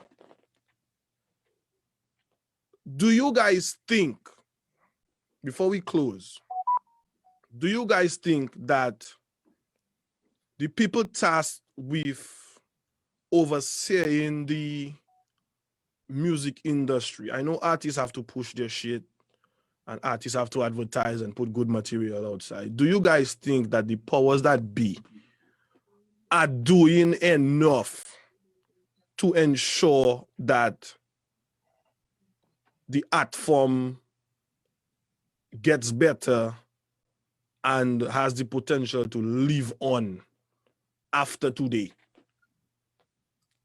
Shelly, I'll go with you on that one first, and Shelly going to answer after. Yeah, man. Well, the thing is, what I think is that what need a drastic shift is man perception of business. You know what I mean? I think if man understand business and the fundamentals of business, like in POB. You remember I used to do POB? You madman. You don't do POB? No, but do that. As a technical fella. But you still need, even if you're a technical fella, you still have a business aspect to that, you know? Yeah, I just didn't do POB. Right. So, POA. Right. It doesn't even matter, you know what I mean? But it's, at the end of the day, is an exchange of goods for goods for for money and them kind of thing, or service for money. Check what I tell you, that's what it's about. Then you have to understand how business functioning, my brother. And then you have to understand now how you can make your business function. Because how it's working for you, man, and how it works for me. You check what I'm saying? But at the end of the day, there are fundamentals of the business that we need to learn. In and around here in Dominica Rasta, I don't know how men going to get to that point, because I still feel like in Dominica we hold a lot of taboos really there. Check what I say, a lot of things we have in our mind, and it really cage up our mentality. So we think about things small, so like in our box like that. Check what I say, and so on. So what I can advise people to do is look at documentaries. I mean, watch a documentary about Jeff Bezos though on Amazon. The Amazon documentary on YouTube is free. FREE. Check it out. You will see how Jeff Bezos start his company in his garage. You know what I mean? And look at Jeff Bezos now, he's the richest man in the world, he's one of the biggest companies in the world. Watch the documentary, learn about the hurdles of life. In music is not different, it's the same thing. How about read books? Read books that can help you to increase your knowledge about business and deals and all those kind of things there. Because at the end of the day, music is the same thing you're doing. It's how to sell your product. I want to make a little note there. You realize Marsha Montano now starting to promote his wedding videos and all them things now? And not promote for free. Not promote for free. No, not for free for what now? Buy that, boy. Buy that. You mad now? Everything is valuable. When I was with Marshall in Trinidad, yeah. Everywhere we go, documenting, from when we come out in the hotel to go into the vehicle, from inside the vehicle. Sometimes if it's me and him alone, his phone outside, he always have a third person there recording everything. Everything is documented, mister. The man tell me, them thing is valuable footage in a Rasta, because everything have a value. Everything is a business, my brother. You have to look at how to make everything serve you. Look at the value in everything, Rasta. Instead of just being there and just doing music for doing its sake. Yeah, it makes no sense to do music for music's sake. For do music for doing its sake. At the end of the day, we will lose. Let us look at our position in the industry in the Caribbean right now. I know Dominica like to, take out itself from the Caribbean. Dominica is in the middle of the chain of islands. You know that, right? In the middle of the chain of islands. Dominica in one, interesting position. A prime location, two French countries. We use prime real estate then. Two languages. We speak two languages in Dominica. Two languages. Yeah, I tell you, we speak Creole and we speak English, right? We have the best of both worlds, yet we cannot use it to our advantage. We look at Saint Lucia making songs like Buy Gas, all kind of thing. You depot buy gas, we depot bricks, all kind of thing there. And we doesn't utilize Creole in that way. Anytime we have to use Creole, look at how we use Creole in a way insultive. Yeah, what I'm telling you, we're not you. It is. I guess it's how the people thinking. We need to come out of that mentality. There's a lot of potential the island have by itself already. You check, but it's how you take that potential and turn it into something of value. And that is what I think the people should spend their energy on. Another thing I want to touch on, and we didn't touch on it tonight, was the whole booyah phenomenon in Guadeloupe. That's another thing we should touch on tonight. No, we are going to come back with you. And if Shelly wants, we need to do an episode with Dada as a regular episode. So we're going to hold that back. Yeah. And we're going to work on that behind the scenes. So we will definitely bring Dada back. But Shelly thinks Dada gave some closing remarks. What are your closing remarks? The first ever person to be a guest twice on Talk the Ting. Yeah. I'm a special person. I'm a special guy, you know. I always knew it. Yeah. Yes, my brother. I like a special. So yeah. So yeah, man. Honestly, as one of the youngest players in the industry right now, I just really have to encourage everybody to keep at it. You know, keep the energy consistent. Align your message with the messenger, which is yourself. I think that misalignment right now is not serving a lot of people right, and it is something that served me right. My music is who I am, and I go forth with that. When you hear my work, you build a connection with myself, and I think we have a lot of misaligned connections in the music. So I think if we can get that fixed, that would be one of the steps forward, where we get the messengers aligned with their message. And brand building is important. You know, that's basically some of the things that I just touched on. Even the commercialization of Marshall's wedding, that is because he's a brand, and almost anything he's part of will sell. Right. And you know, and that idea of branding, I don't think we take serious enough, and we need to become brands. We can sell Shelly wedding. Yeah, man. Yeah. We must sell my wedding. At the end of the day, at the end of the day, anything you have to get yourself to the point that anything you associate with can be sold because you have a value, and that should be the ultimate goal in the music. The Famanapi always said that the music has no pension, so that is why we have to capitalize on every opportunity that you create around that music thing. It builds a lot of popularity, but then the question is, how do you capitalize on that face value and that popularity? How do you turn that screams and all of that into ching, ching, ching? You know? Yeah. All right, so this brings us to the end of this special episode of Talk the Ting. And we want to thank every single one of you who, I think this is just the second time we went way over an hour, 3 hours, 2 hours. Thank you guys for participating. We'll definitely bring Dada back for his own episode, and we'll continue with because Dada has a lot up there in his calaboose, up in his head up there. Yeah. So thank you guys. Don't forget, tune in next week. The flyer will be out tomorrow. Check us out on our YouTube channel. We have started uploading all our previous episodes on our YouTube channel. Just type in Talk the Ting on YouTube and you will find all our previous episodes.